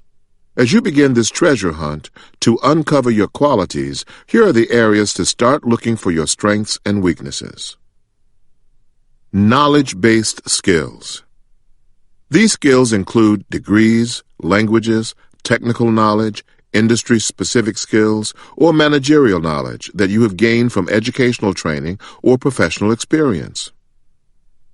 Transferable skills. These skills include everyday knowledge that you can bring with you into any situation, such as communication skills, financial knowledge, customer service, leadership, problem solving, and project management. Character skills. Traits such as honesty, timeliness, hard work, trustworthiness, and confidence are great characteristics that will serve you well both personally and professionally. First, let's take a look at your personal and professional relationships. What are the skills you demonstrate in interpersonal relationships? Are you a good listener? Are you supportive? Now, think about the areas for improvement. Can you be more patient? Do you need to work on your ability to compromise? Next, let's focus on your professional career. What are the skills you have needed to do your job well? What are the skills that your employers ranked you highly on during your performance reviews? What were the areas that were marked for continued growth and improvement? Now that you have a list of skills in these two major areas, I want you to identify what kind of skill it is. For example, knowledge-based, transferable, or characteristic. Note whether it is a strength or a weakness, and evaluate each as follows: superior, good, proficient, and needs improvement. So that you can get an idea of how to rank your skills, I have included my own tale of the tape, which you can find on the enhanced PDF. This self-assessment will give you an honest picture of yourself, but before you complete your sheet, you have to be committed to two things. You have to complete your assessment based on where you are today. No beating yourself up over past weaknesses or undervaluing strengths when you have clearly grown in certain areas. What are your skills? Write them down on your own personal tale of the tape table, included on the enhanced PDF. Using an outside observer. Your personal assessment is important, but you also need an outside perspective. You may want to consider hiring a business development coach to assess your skills. If that's not possible, you might ask a longtime colleague or a trusted friend to objectively evaluate your skills. If there are a number of people you can rely on in your inner circle, you may want to consider one person to give you a personal assessment and another for your professional assessment. As you start working with your outside observer, here are 3 things to keep in mind. Number 1, be open. Your feedback with your outside observer will be more effective if you can let go of your beliefs and hear what your observer has to say. Number 2, keep your emotions in check. Your observer might uncover something that might hit a nerve. Don't shut down when you hear something uncomfortable. Stay in the moment and use this conversation as an opportunity to learn and grow. Number 3, listen with your head and not your heart. Identify areas where your strengths and weaknesses impact your life in ways you previously had not thought about. Managing strengths and improving weaknesses. There are traits of your strengths and weaknesses that you must understand to ensure your success. Stepping up your strengths. Be confident, but not cocky. Know your strengths and use them to your advantage. Be confident enough to insert your skills into opportunities that will provide advancement and growth. However, even your strengths have limits. Know your limitations and manage them well. Stay fight ready. Floyd Mayweather Jr. is not always the most popular person, but he has the distinction of almost always being at fight weight. Most boxers have to train for months to get to a fighting weight. Likewise, you have to consistently work on your strengths. Continued education, supplemental training, and reading everything you can get your hands on will not only keep your skills sharp, they will also help you to grow. Develop or die. If you do not develop other strengths, your enemies will always know what you will use. Switch things up. Learn and master other skills and apply them strategically so that you can stay ahead of the marketplace and your industry. Working on your weaknesses. Protect your weaknesses. Like Ali, you don't have to expose your weaknesses. Remember to identify opportunities that speak to your strengths. Choose your weakness. Weaknesses are only a detriment if you allow them to be. Create partnerships with people whose strength is your weakness. Learn from them and build that area so that you can grow stronger. Develop or die. If you stay the same, your enemies will know where to attack you. Continue to develop, and even areas that need improvement can be assets. Knowing your strengths and weaknesses is without question the difference between your success and your failure. Assess your skills and develop a strategy so that your skills will always be used for your advancement. Success notes. What are the strengths you want to focus on for your next opportunity, job, or relationship? What are 3 opportunities you can connect your skills to? What is one weakness you want to strengthen, and how will you do so? Chapter 13. Never be afraid to reinvent yourself. One thing that has helped me throughout my entire career is that I've never been afraid to reinvent myself. When I was the host for Celebration of Gospel for 13 years, that was a complete 180-degree turn from being one of the original kings of comedy. I used my past experience of growing up in church to host Celebration of Gospel, which then propelled me into a broader space of people. My willingness to reinvent myself yet again from being a solo act to being part of a touring act with a group of men opened the door for the film The Original Kings of Comedy, which then propelled me on a national level as never before. Next, at the request of HarperCollins, I had an offer to write my first book. I never set out to become an author, but I released myself from that fear, and that book went on to be a great success. The popularity of Act Like a Lady, Think Like a Man led to Fremantle Media coming to me and saying, "You are very popular among women. We have a game show we'd like you to look at." Thus came the birth of me hosting Family Feud. I always wanted to do a late-night talk show, but after my success with Family Feud, NBC and Endemol approached me. "We have a daytime project for you." I lost my fear of daytime television and launched into doing my own show. My constant willingness to reinvent myself has helped me not to get stuck on stale, meaning desiring one thing my entire life.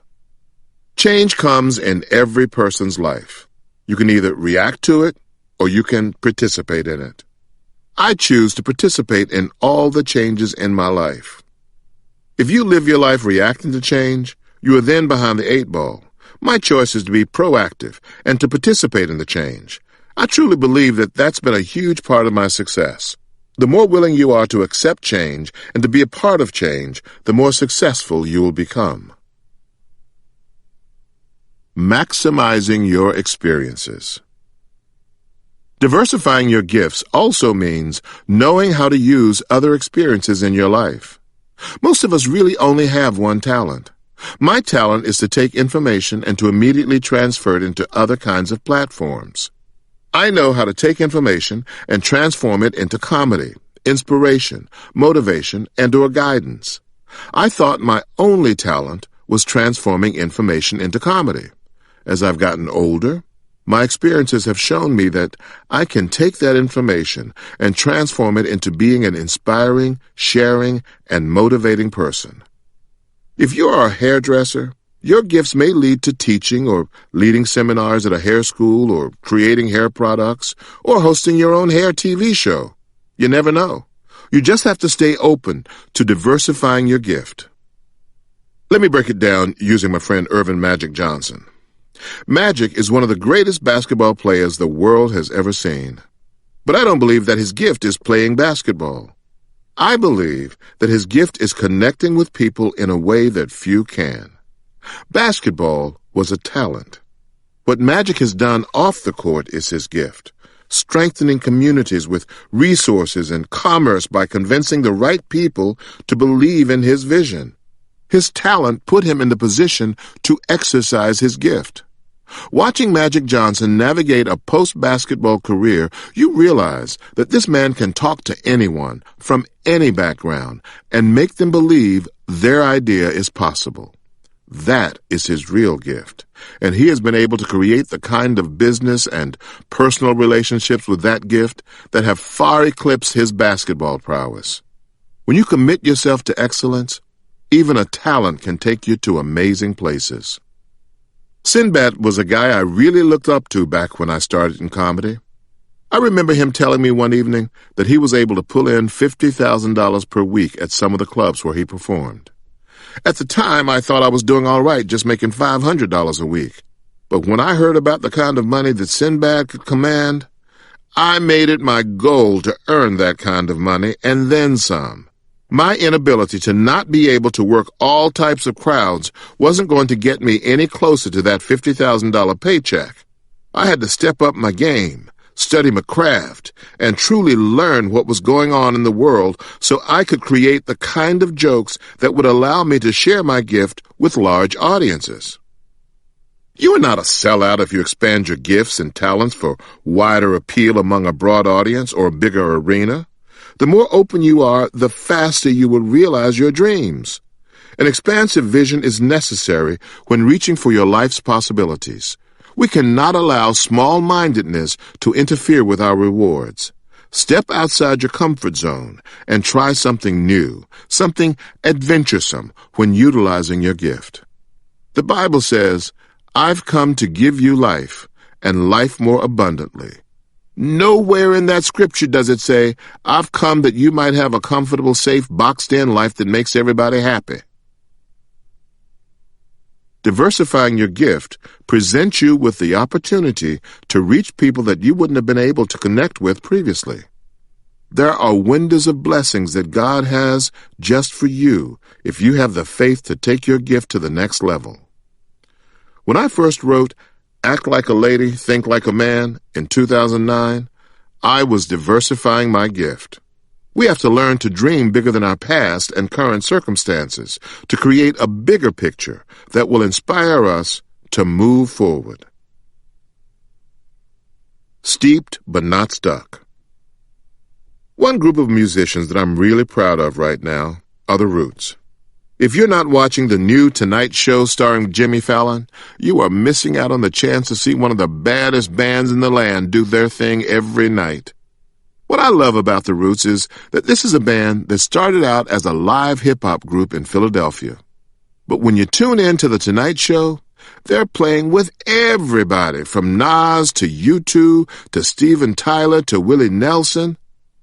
The Roots are a band that is clearly steeped in hip-hop and the traditions of soul music, but they're not stuck there. This band clearly appreciates their roots, pun intended, but they haven't allowed their past to keep them stuck in one vision for the future of their career. By all means, I don't want you to throw any of the traditions, legacies, and skills that came along with your gift out of the window. This unique set of traits is what makes your gift different from everyone else. While you should take the time to accentuate your gift in all the rich techniques and tricks of the trade you've learned over the years, don't get stuck there. I don't want you to fall in the trap of only knowing how to bake a wedding cake the way your mother taught you when you first joined her shop in 1985. I know you play a mean guitar with your band on Saturday night, but don't miss out on the opportunity of learning how to play an acoustic guitar for a retirement party during the week. Who knows?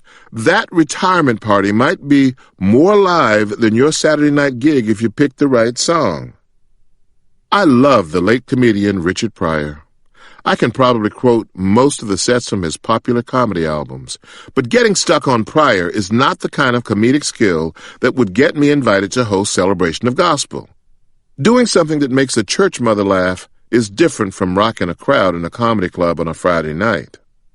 When I did my comedy special, Don't Trip, He Ain't Through With Me Yet, in 2006, it was one of the first shows where I played to a predominantly Christian audience. I prayed to God that I wouldn't slip up and cuss in front of these good people.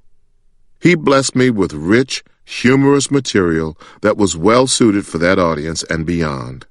My roots didn't change, just my material. Don't let your background become a limitation. The smartest folks in business take the best of what they have learned from their parents, mentors, colleagues, and bosses and use it to build from there.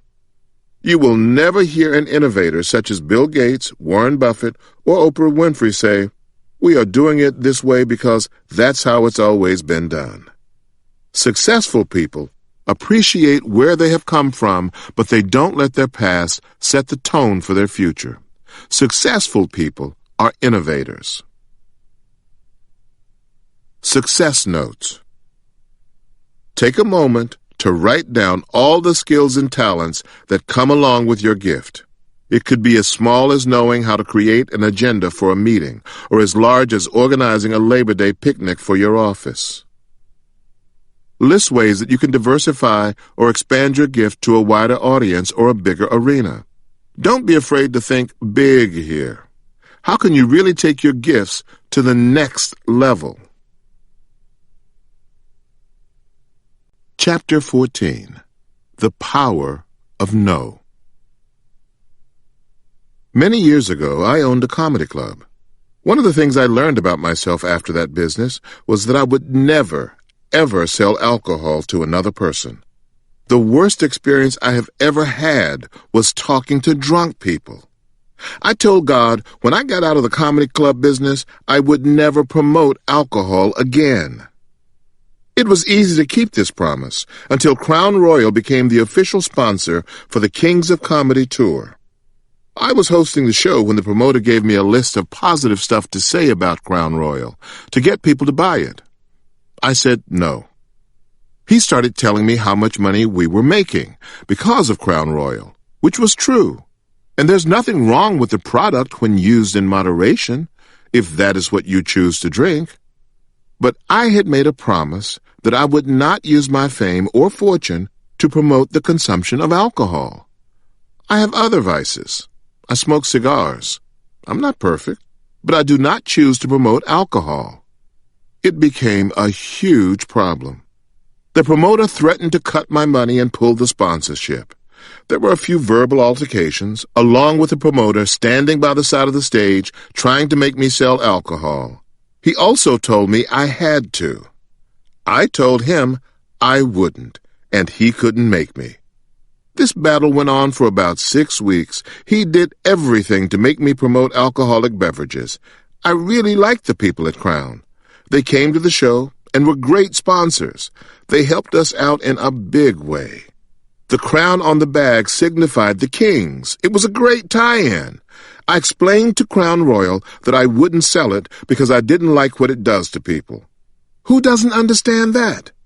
Because I am famous, the star of the Steve Harvey Show, they realized that if I said it, it would carry a lot more weight. I'm not saying that you're not supposed to drink it. As a person of integrity, I'm saying that I will not sell to people something I won't use. I had to stand my ground. Crown Royal understood what I was talking about. They understood that they couldn't make me promote their brand. I stood for something. I have always thought it was important to stand for something, and I stood proudly. No is a powerful word. I risk being fired to stand up for what I believe in. Being able to say no will help you become confident in setting personal standards, as well as being comfortable setting boundaries, both of which are critical in your journey towards success. The power of no. Saying no gives you a set of powers that I like to call the 5 E's. They are as follows. The power of energy. Saying no gives you the energy to focus on the things in your life that move you closer to your destiny. The power of reduced ego. Saying no is also being strong enough to admit that you can't do everything. Even when we're trying to be the best, we have to realize we are not God. Don't try to do it all. The plan that you have for your gift will guide you. The power to empower. Saying no gives you the ability to let someone else shine. Recommend another person for the honor. Your no will open the door for others to rise. The power to end enabling. Some people say yes all the time to save someone else who is supposed to be doing it. Stop. Your no forces someone to step into the place they're being called to. Even if you let them fail once, you are helping them in the long run. Your yes is only delaying the inevitable. The power to rob your enemy. People may want to steal and manipulate your gift. Saying no allows you to use your gift and power in the right place at the right time for the right purpose. Stop giving your gift to those who want to use you for the development of their legacy at the cost of yours. Do not let anyone distract you from focusing on your vision. Maximizing this power will help you avoid all kinds of situations that take you further and further off the path to your success. The no test. When I talk to people about saying no, one of the questions I get most often is, how do you know what to say no to?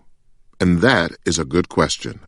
Because not every opportunity, relationship, or experience that comes your way, even everything you want, is good for you.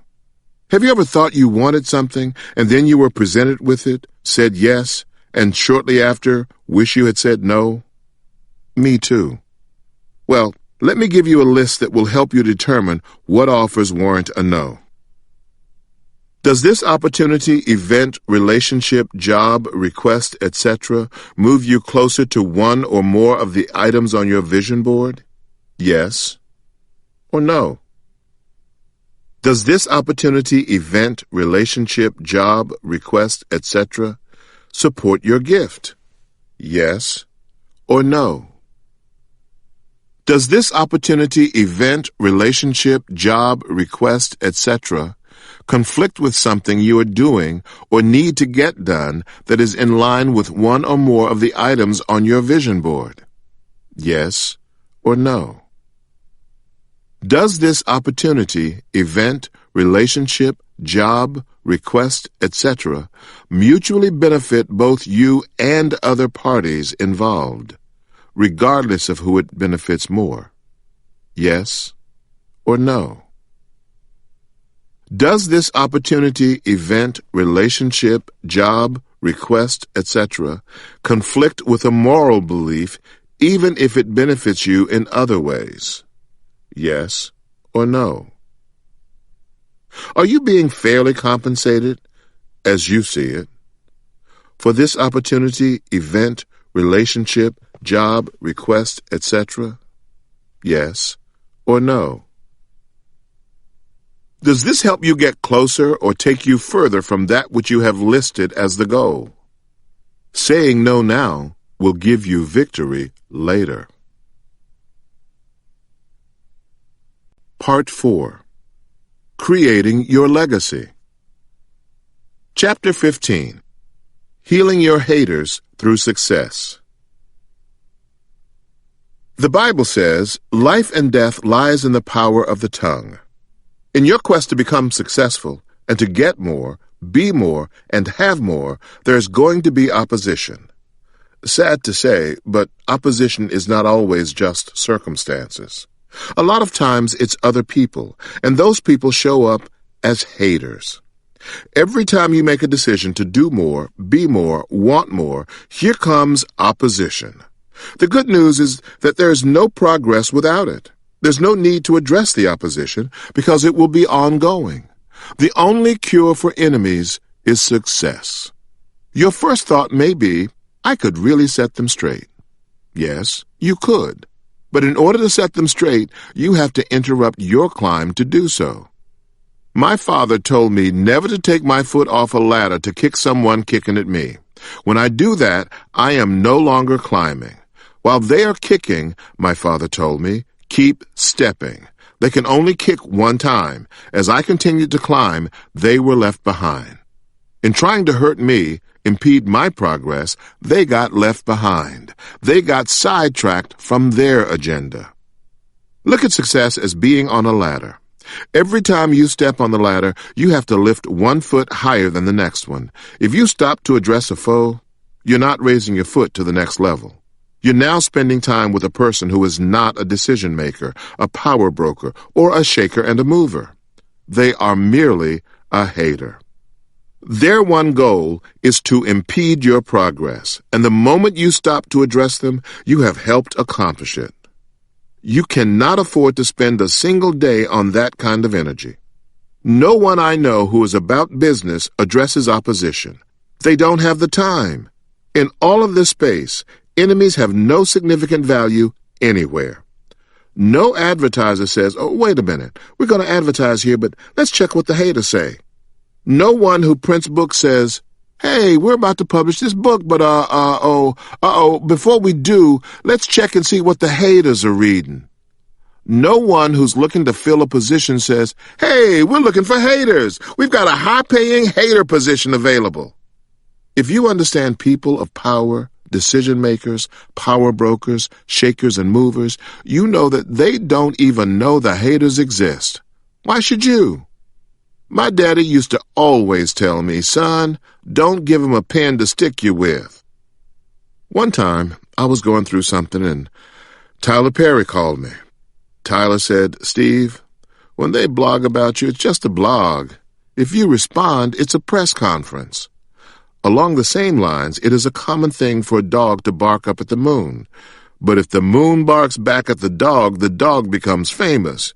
You don't have time for small people. You don't have time for the opposition. Any way you want to look at this, the only way to heal a hater is through success. And at no point in time does it serve you any good to address a hater in any shape, form, or fashion. You are merely putting a spotlight on a dull person. You are giving shine to a person who has no brilliance. I've learned self-restraint by observing our president. I've never seen a man more noble or regal in the face of adversity. He could stop and address it all, but he doesn't. He just plods along with the job of being the president in the face of intense adversity. We can say the same thing about Nelson Mandela, Martin Luther King Jr., John F. Kennedy, Gandhi, and Mother Teresa. The Reverend Billy Graham has a wonderful book titled Nearing Home. This man dedicated his life to teaching people one thing, righteousness and the Word of God.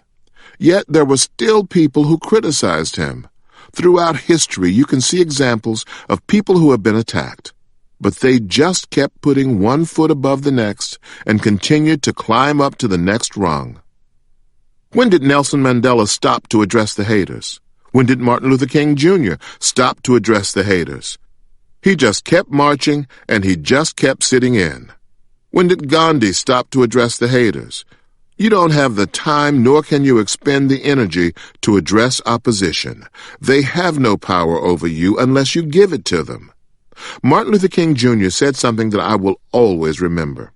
He said, "A man can't ride your back unless you bend over." Don't bend over. Stay tall. Keep climbing. There isn't a week that goes by that someone doesn't have something to say about Steve Harvey. I have no problem standing square in the middle of the public's opinion because I decided years ago that I would never give anyone the power to define who I am. We live in a free country where people can say whatever they want about me. But at the end of the day, I choose, and I'll say that again, I choose how those words will affect me and my destiny. And I make the choice every day not to let anyone's negativity stop me from fully operating in my God-given gift. People who are stuck in the muck and the mire of their misery will spew out their venom on others just to deflect from their own everyday struggles. Some days we can withstand the pot shots better than others. The question becomes, how do you stay motivated and moving toward your goals in an environment filled with negativity? How does negativity show up in our lives? On any given day, there is bound to be some kind of negative energy showing up in your life, whether it's from a coworker, a random person on the street, or, regrettably, your spouse. If you're kicking and breathing, there's sure to be some negativity headed in your direction today. Negativity can show up as any pessimistic, critical, or harmful energy that takes you off your path towards success. If you're not careful, not only will that negative energy take you off track, but it will in fact consume you. Before you know it, you've spent a whole day thinking about, well, was I really that bad? Or what do they mean by that? So, how do we take back our power and stand up tall throughout our journey? We have to learn to become skilled at deflecting negative energy and keeping our eyes focused on our vision. Look at Oprah. Her vision and ambition to create the OWN network is a prime example of someone who succeeded despite her naysayers. Her critics were counting her out when she began OWN. You couldn't open a paper or read a blog without someone harping on the network's low ratings or saying, "Who does she think she is to start her own network?" Or, "She should have just gone on ahead and retired at the Oprah Winfrey Show." It's a good thing that Oprah doesn't need anybody's validation to keep her vision moving forward. Oprah went on to do what Oprah does best. She exceeded everyone's expectations by making OWN profitable in less than 3 years, with quality shows such as Iyanla, Fix My Life, and Tyler Perry's The Have and the Have-Nots. Oprah could have easily taken her billions and went off to an island somewhere after the Oprah Winfrey Show. And to tell you the truth, I wouldn't have been mad at her for doing so. But that woman's drive to win, succeed, and most important, to teach and share with others along the way is truly something to behold. I remember my first few months hosting the Steve Harvey Show on television when Oprah personally called me. After one of my episodes aired, she said, "Steve, don't you let those people talk you out of being who you are. You gotta stay true to you." The fact that the queen of daytime television took a moment to call me and help me keep my vision focused and moving in the right direction means more to me than I can ever express. Take a cue from Oprah's example. You are definitely going to have haters coming from the left and haters coming from the right. Who are you going to be in the face of your critics? Will you fall under the weight of someone else's opinion? Or will you rise to the occasion and let your haters motivate you to even bigger success? Here are the 4 kinds of haters you need to look out for. The I hate everything hater. It could be a beautiful day without a cloud in the sky, and the I hate everything hater will find a reason to complain. Even when good things happen, they never seem to come out of their cloud of contempt. The scary thing about these kinds of haters is that they are often angry about something that happened so long ago they can barely remember the details. The whole world has moved on, but they are stuck in a moment and don't know how to escape. This type of energy can be the worst because it is all-consuming and persistent. You also have to remember that the energy coming from the I hate everything haters is seldom about you. They don't want to be stuck in their misery any more than you do. But because they can't see their way out, they will lash out at the closest person to them. So if you happen to be in their path, brush their negativity off and get on with your life. Stop giving them a place to store their negativity, and they will stop sending it to you. Do you realize how much negative energy we allow people to send to us? Have you ever known someone who tries to find ways to argue with you? They know your buttons. They push them every time, and like clockwork, you respond. Don't sit around and take abuse, but rather move and force them to take their negativity somewhere else. I realize that with family and even spouses, this can be challenging. But in some relationships, we are unfortunately forced to choose between someone else's peace or our own. Don't you dare let their energy destroy your success. The drag you down hater. The drag you down hater is someone who hates you because they wish they could be you. But instead of doing the things you do to get where you are, they would rather drag you down with them by stealing your energy, dreams, and success. The world has done a great job of producing these kinds of haters because we have reduced positive messages about your gift and increased messages that make people feel entitled to things that are not for them. Social media has given this enemy a brand new tool of power.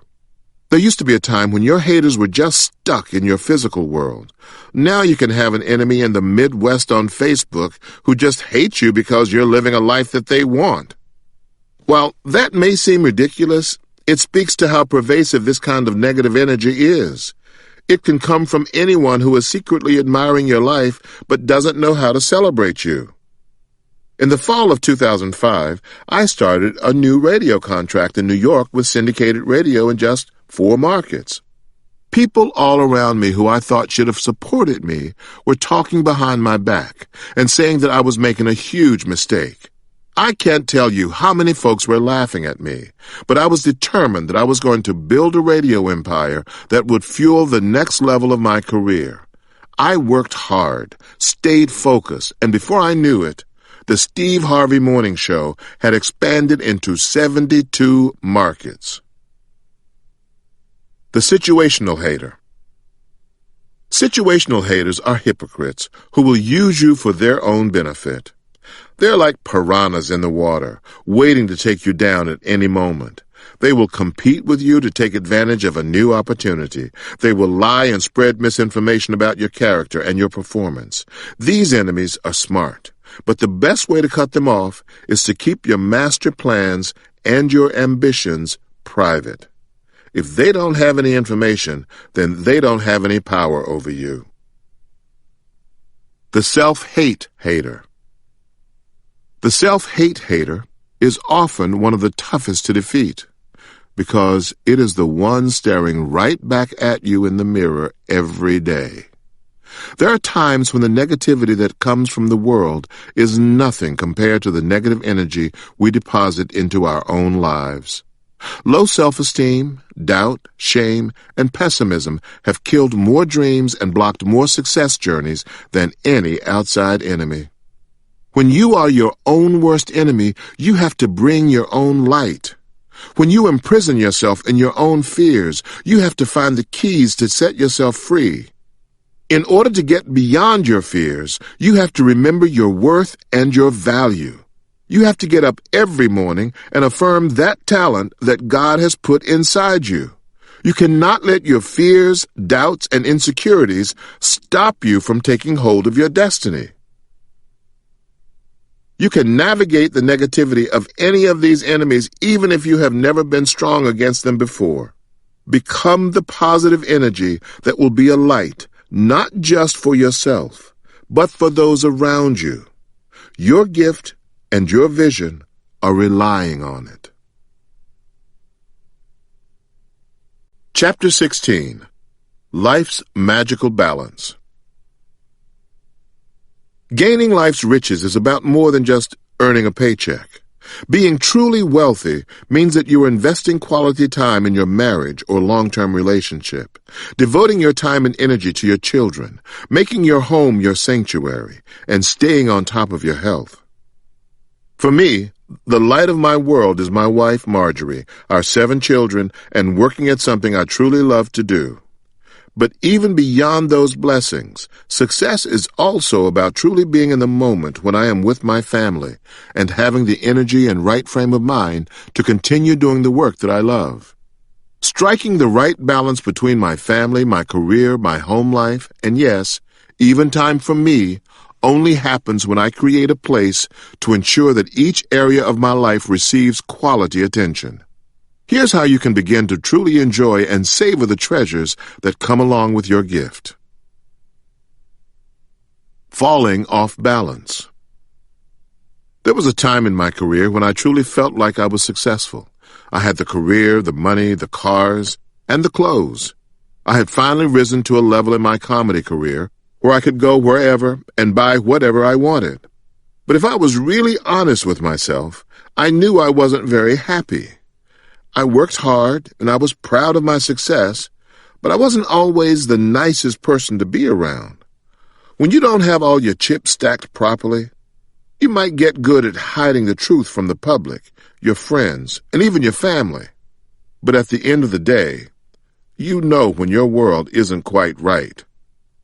I was a successful professional, yet I was missing out on life's true riches. I had an off-the-hook brand with a less-than-stellar biography. I knew I had to create a life system that brought balance to how I looked at all aspects of my world and would prepare me to receive all of life's riches instead of just being rich. Is your world currently off balance? If so, you're not alone. The demands of today's society almost force you to work 100 hours per week to become a partner or put in 120 hours just to make it as an entrepreneur. And if you have children, your schedule becomes even more hectic with homework and after-school and weekend activities. Then you have to consider time for exercising, eating right, connecting with your house of worship, and having meaningful time just for you. I don't believe that a true life balance is about time equity. There will be times when you have to put in more hours at work because your child's tuition depends on the extra income, or when you put in more time at home because your spouse needs the support.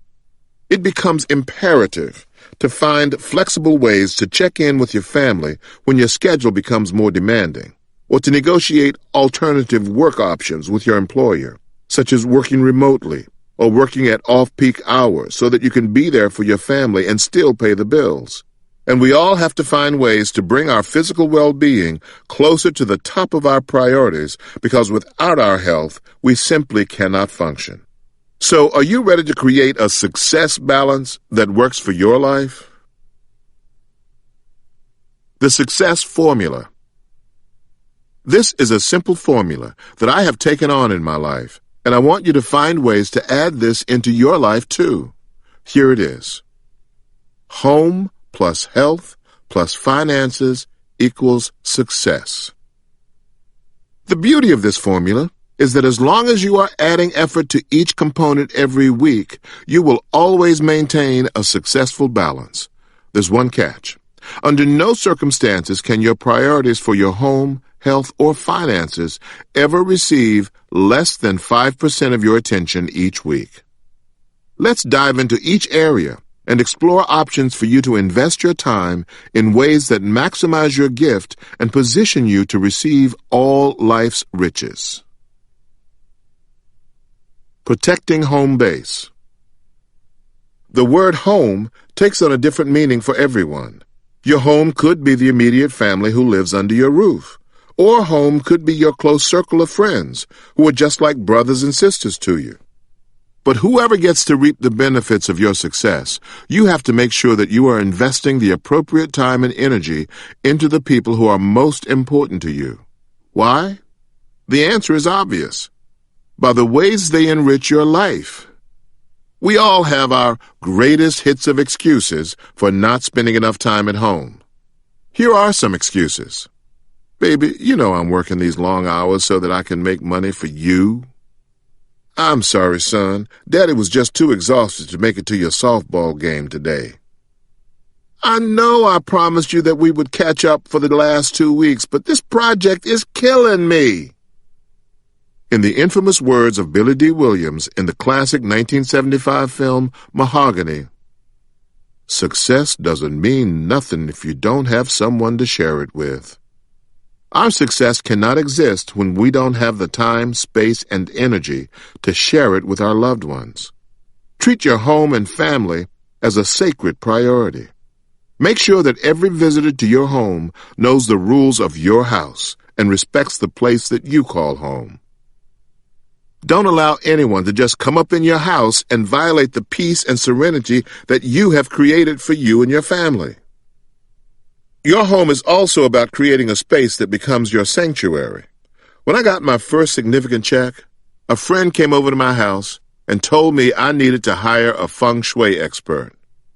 Now, I'm just a regular country boy from Cleveland, and I certainly didn't know what feng shui was, nor was I too keen about having anything called feng up in my house. But when I learned that feng shui was a technique for aligning your environment with your life's priorities, I was open to it. I invited experts into my house to show me and my wife new color patterns that were supposed to encourage peace and prosperity. They showed us specific ways to arrange the furniture to invite in positive energy and attract wealth. Now, I don't know if all that feng shui really worked. I had my pastor come in and bless the house just in case. But having every aspect of our space in order made a huge difference in truly making our house a home. Here are some additional ways to create quality family time. 1. Carve out dedicated family time. 2. Schedule time with your significant other. 3. Create fun time with the kids. 4. Pray and stay together. 5. Work your honey-do list. 6. Consider hiring help. Honoring your health. I am committed to exercising every day at 3:45 a.m., regardless of whether I am at home or on the road. Why? Because my vision demands it. My daily schedule includes hosting the Steve Harvey Morning Show from 6 a.m. to 10 a.m., producing and starring on the Steve Harvey Show from 11:30 a.m. to 7:30 p.m., and after that, I'm back home to take on my husbandly and fatherly duties. Even if I was 10 years younger, there's no way I could manage a demanding schedule such as mine without the energy and endurance I get from working out. Here's a typical Steve Harvey schedule. 3:15 a.m., wake up, prayer. 3:45 a.m., gym workout. 4:45 a.m., report to Steve Harvey Radio Studio. 5 a.m., radio show begins. 9 a.m., radio show ends. 10 a.m., conference calls and business updates. 10:30 a.m., daily talk show production meetings. 11 a.m., hair and makeup, dress. 11:30 a.m., tape show number 1. 2:30 p.m., lunch, conversation with Mrs. Harvey, business updates, and conference calls. 4:45 p.m., tape show number 2. 6:45 p.m., wrap. 7 p.m., post-show production meeting. 7:15 p.m., depart for home. 8 p.m., resume husband and fatherly duties at home. At the end of the day, your health is your wealth. We have to put the time in to align our physical, mental, and spiritual well-being. We get one body to do our work here on earth, so we have to be serious about getting our rest, eating well, and staying fit. Find out what works for you and get about the business of giving your temple the energy it will need to work your gift and fulfill your purpose. If you are slacking on your health, here are a few tips to get you moving in the right direction. Make sure you schedule and keep your annual checkups. Take the time for some kind of physical activity every day, even if you have to start out with just 20 minutes. Get the maximum amount of sleep that you need each night. Choose a healthy diet that will give you the greatest amount of energy and strength for your lifestyle. Cut out any excessive alcohol from your diet. Drink plenty of water. I'm not a doctor, but I know that your health is just as much a part of your wealth as the zeros in your bank account. Give your body what it needs so that you can have the life you want. Surrendering to your spirit. My goal here is not to prescribe a certain belief system or to make you feel guilty about skipping your worship services more often than you attend. But I would encourage you to find a way to surrender to your spirit on a daily basis, whether that's through prayer, meditation, finding a house of worship, or connecting with a small group of like-minded folks. Whatever will help you to remember that there is a bigger picture and a greater purpose for your life. Get attuned to that vehicle for your spirit and keep that connection going. Monitoring your mental health. Stress and the pressures of our high-powered lives have the capacity to significantly damage our health and our well-being if we aren't paying attention. If you feel yourself veering into a dangerous emotional place that is beyond talking it out with a friend or a trusted spiritual leader, do not, and I repeat, do not be too proud to check in with a mental health professional. Regardless of your race, gender, or economic status, we can't afford not to take our mental health seriously if we want to fully enjoy our success and peace and happiness with our loved ones. Getting your financial house in order. Whether you are a recent graduate just starting out, or if you have multiple businesses with your name on them, we can all be more diligent and proactive about our finances. Those steps can be as small as eating out less or as big as refinancing your home. Successful people know how to use their money wisely today and set themselves up powerfully for the future. A few years ago, right after Marjorie and I got married, I got hit with a tax bill to the tune of $20 million. I woke up to the nightmare of discovering that my accountant hadn't filed my taxes in nearly 6 years. Here I was with the woman of my dreams, and I was now facing a financial hole so deep that it was going to take me a minimum of 12 years to climb out of. I came clean with Marjorie. I started working hard. I took every speaking engagement, book signing, and in-person appearance I could find. I literally lived at the airport, but I wanted to show my wife that I was serious about getting our financial house in order. After signing a strategic deal to sell the Steve Harvey Radio Network, I was blessed to pay off that bill in half the time. That experience taught me that I never want to have a financial cloud like that hanging over my life ever again. Financial health is about looking at your entire financial picture. Here are some areas to consider. Do you know the difference between good debt, for example, purchasing a home or condo, or investing in your child's education, versus bad debt, for example, carrying high-interest credit card debt? What can you do to cut down on your bad debt and increase the payments for your good debt? Are you willing to track your spending habits to see where you can cut back? Are you putting enough away for retirement or your child's college fund? What can you do to improve your credit score? Can you pay off your smallest credit card? Can you get a lower interest rate on your cards? All of these factors determine how healthy your finances are. Here are 5 things that every success-oriented person must have for a solid financial foundation. Number 1, create a monthly budget. Developing a budget and sticking to it is essential for creating financial accountability for you and your family. Number 2, open a checking and a savings account. Successful people know how to conduct their business above board. Find a bank that you trust and start creating your financial future. Number 3, save, save, save. Whether it's $5 a week or 10% of your paycheck, whatever you can comfortably do, invest in your life and your future by saving now. Number 4, file your taxes. It's simple. Pay your taxes each year on time. Uncle Sam is no respecter of persons. Just ask any celebrity who thought they could get away with not paying taxes. Number 5.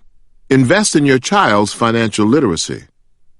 Talk with your children now about the importance of budgeting, saving, and investing.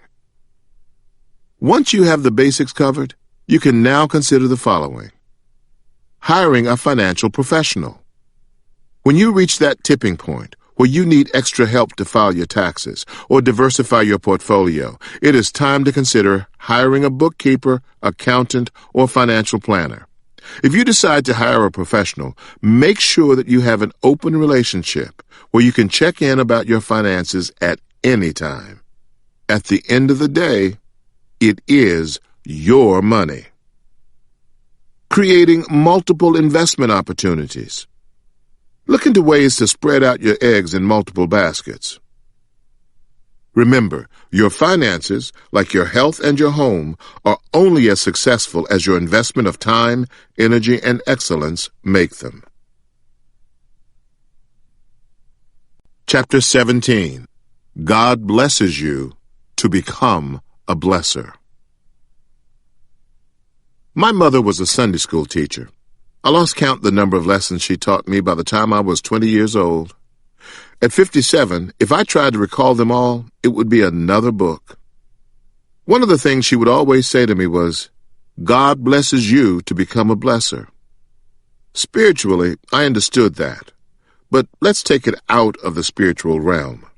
I want to show you why being a blessing to someone else is one of the most important principles of success. One of the things I discovered early on is that the more people you can help become successful, the more successful you become. When you share your blessings with someone else, you are fulfilling your purpose in this world as a human being. We're all here to help one another. When you receive a measure of success, on whatever level it is, it's your obligation to teach that or share that with someone else. What I have seen with very successful people is that the more they give, the more God puts them in position to continue to give more. This is a principle that escapes far too many people. It is not enough to have a big house on a hill and not show anyone else how to get a big house on the hill. Then you're up there by yourself, and that's no fun. From the time we are children, we had to learn this lesson. You can't play hopscotch by yourself. You can't jump rope by yourself. You can't play hide-and-go-seek by yourself. All the games we played as kids were more fun when shared with others. It's always better when you share the experience with someone else. Don't lose the concept that you learned in childhood, now that you're an adult and want to get into the money aspect of your life. Don't lose that simple principle of sharing. Don't stop playing together now. I love the game of golf. But you can't learn how to play golf and then go out and play it by yourself every day. Golf is a great game of camaraderie, competition, spending time with family and friends, and enjoying some of the most beautifully landscaped places that you will ever see. That's what makes golf amazing to me. It's better on the course with somebody else in my cart. I can turn to one of my buddies and ask him to take a picture of me. It is important that you share your success and enjoyment with someone in your life. What good is it to see beautiful scenery if there's no one to see it with you? Every great moment in life is better when shared.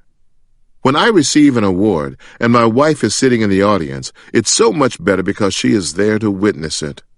When I got my star on the Hollywood Walk of Fame, the best part was that my children were able to share that moment with me. The blessing, too, was that my friends and colleagues were there to celebrate the moment with me. Dr. Phil spoke a few words of congratulations. Ellen gave a speech that was filled with kind words, and Cedric and the entire cast from The Steve Harvey Show were there. I got to share this grand moment in my life with the people who mattered the most to me. When you understand that God blesses you to become a blesser, it can open up your life and transform it. The more our Creator trusts us, the more He can trust us with.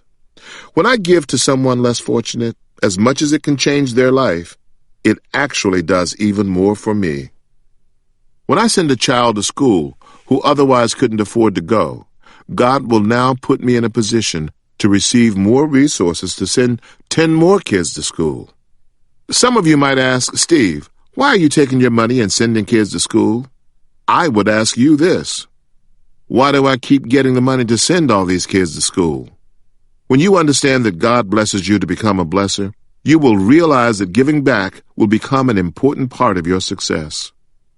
I don't know if you have noticed, but when rich people get together, they support each other's causes with checks. Big checks. The less fortunate don't do that. They don't support each other's causes on any level, even when they could share in ways that don't involve money. Rich people do because they get it. They view sharing as a fundamental obligation. What do you think the Met Gala ball is about? All the media shows is the fashion, but the Met Gala is really an event that allows people to give money to a worthy cause. In this case, the Metropolitan Museum of Art in New York. It makes people feel good to give back. In big business, this principle is called ROI, or return on investment. Successful people understand that giving back ultimately improves their bottom line. Successful people are conditioned to give. When you understand how powerful giving is, you will have more to give. You don't have to be rich to comprehend this principle. You can start on a smaller level. You can give time at the local food bank. You can spend time helping your aging father with errands. You can volunteer your time at a college fair. To much who is given, much is required. My mother also taught me, to much who is given, much is required. The requirements are great to those who have been given a lot. As you climb higher, you're going to have to become more of everything. The more you get, the more will be required of you. You have to take more meetings, become more articulate, and be a better manager of time. I don't like reading teleprompters, but now that I'm on television, I had to get used to the teleprompter. I taped too many shows, too many sets, and talked to too many people to remember everything, so I had to learn how to read it. To whom much is given, much is required.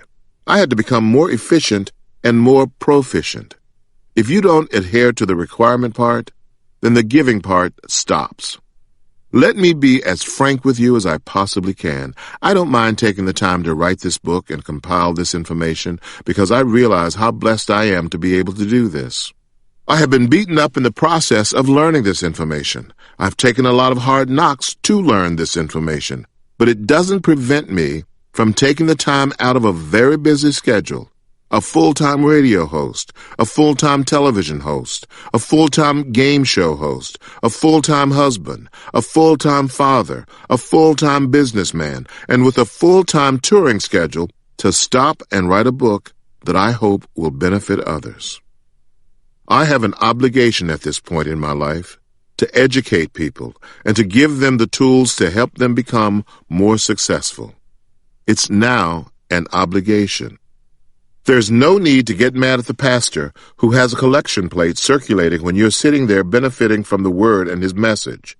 You can't get mad at the bank for making money off of your money because the bank is holding it for you. You can't get mad at the CEO of the United Way because of the large check he gets. He is helping hundreds of millions of people. You can't get mad at the process.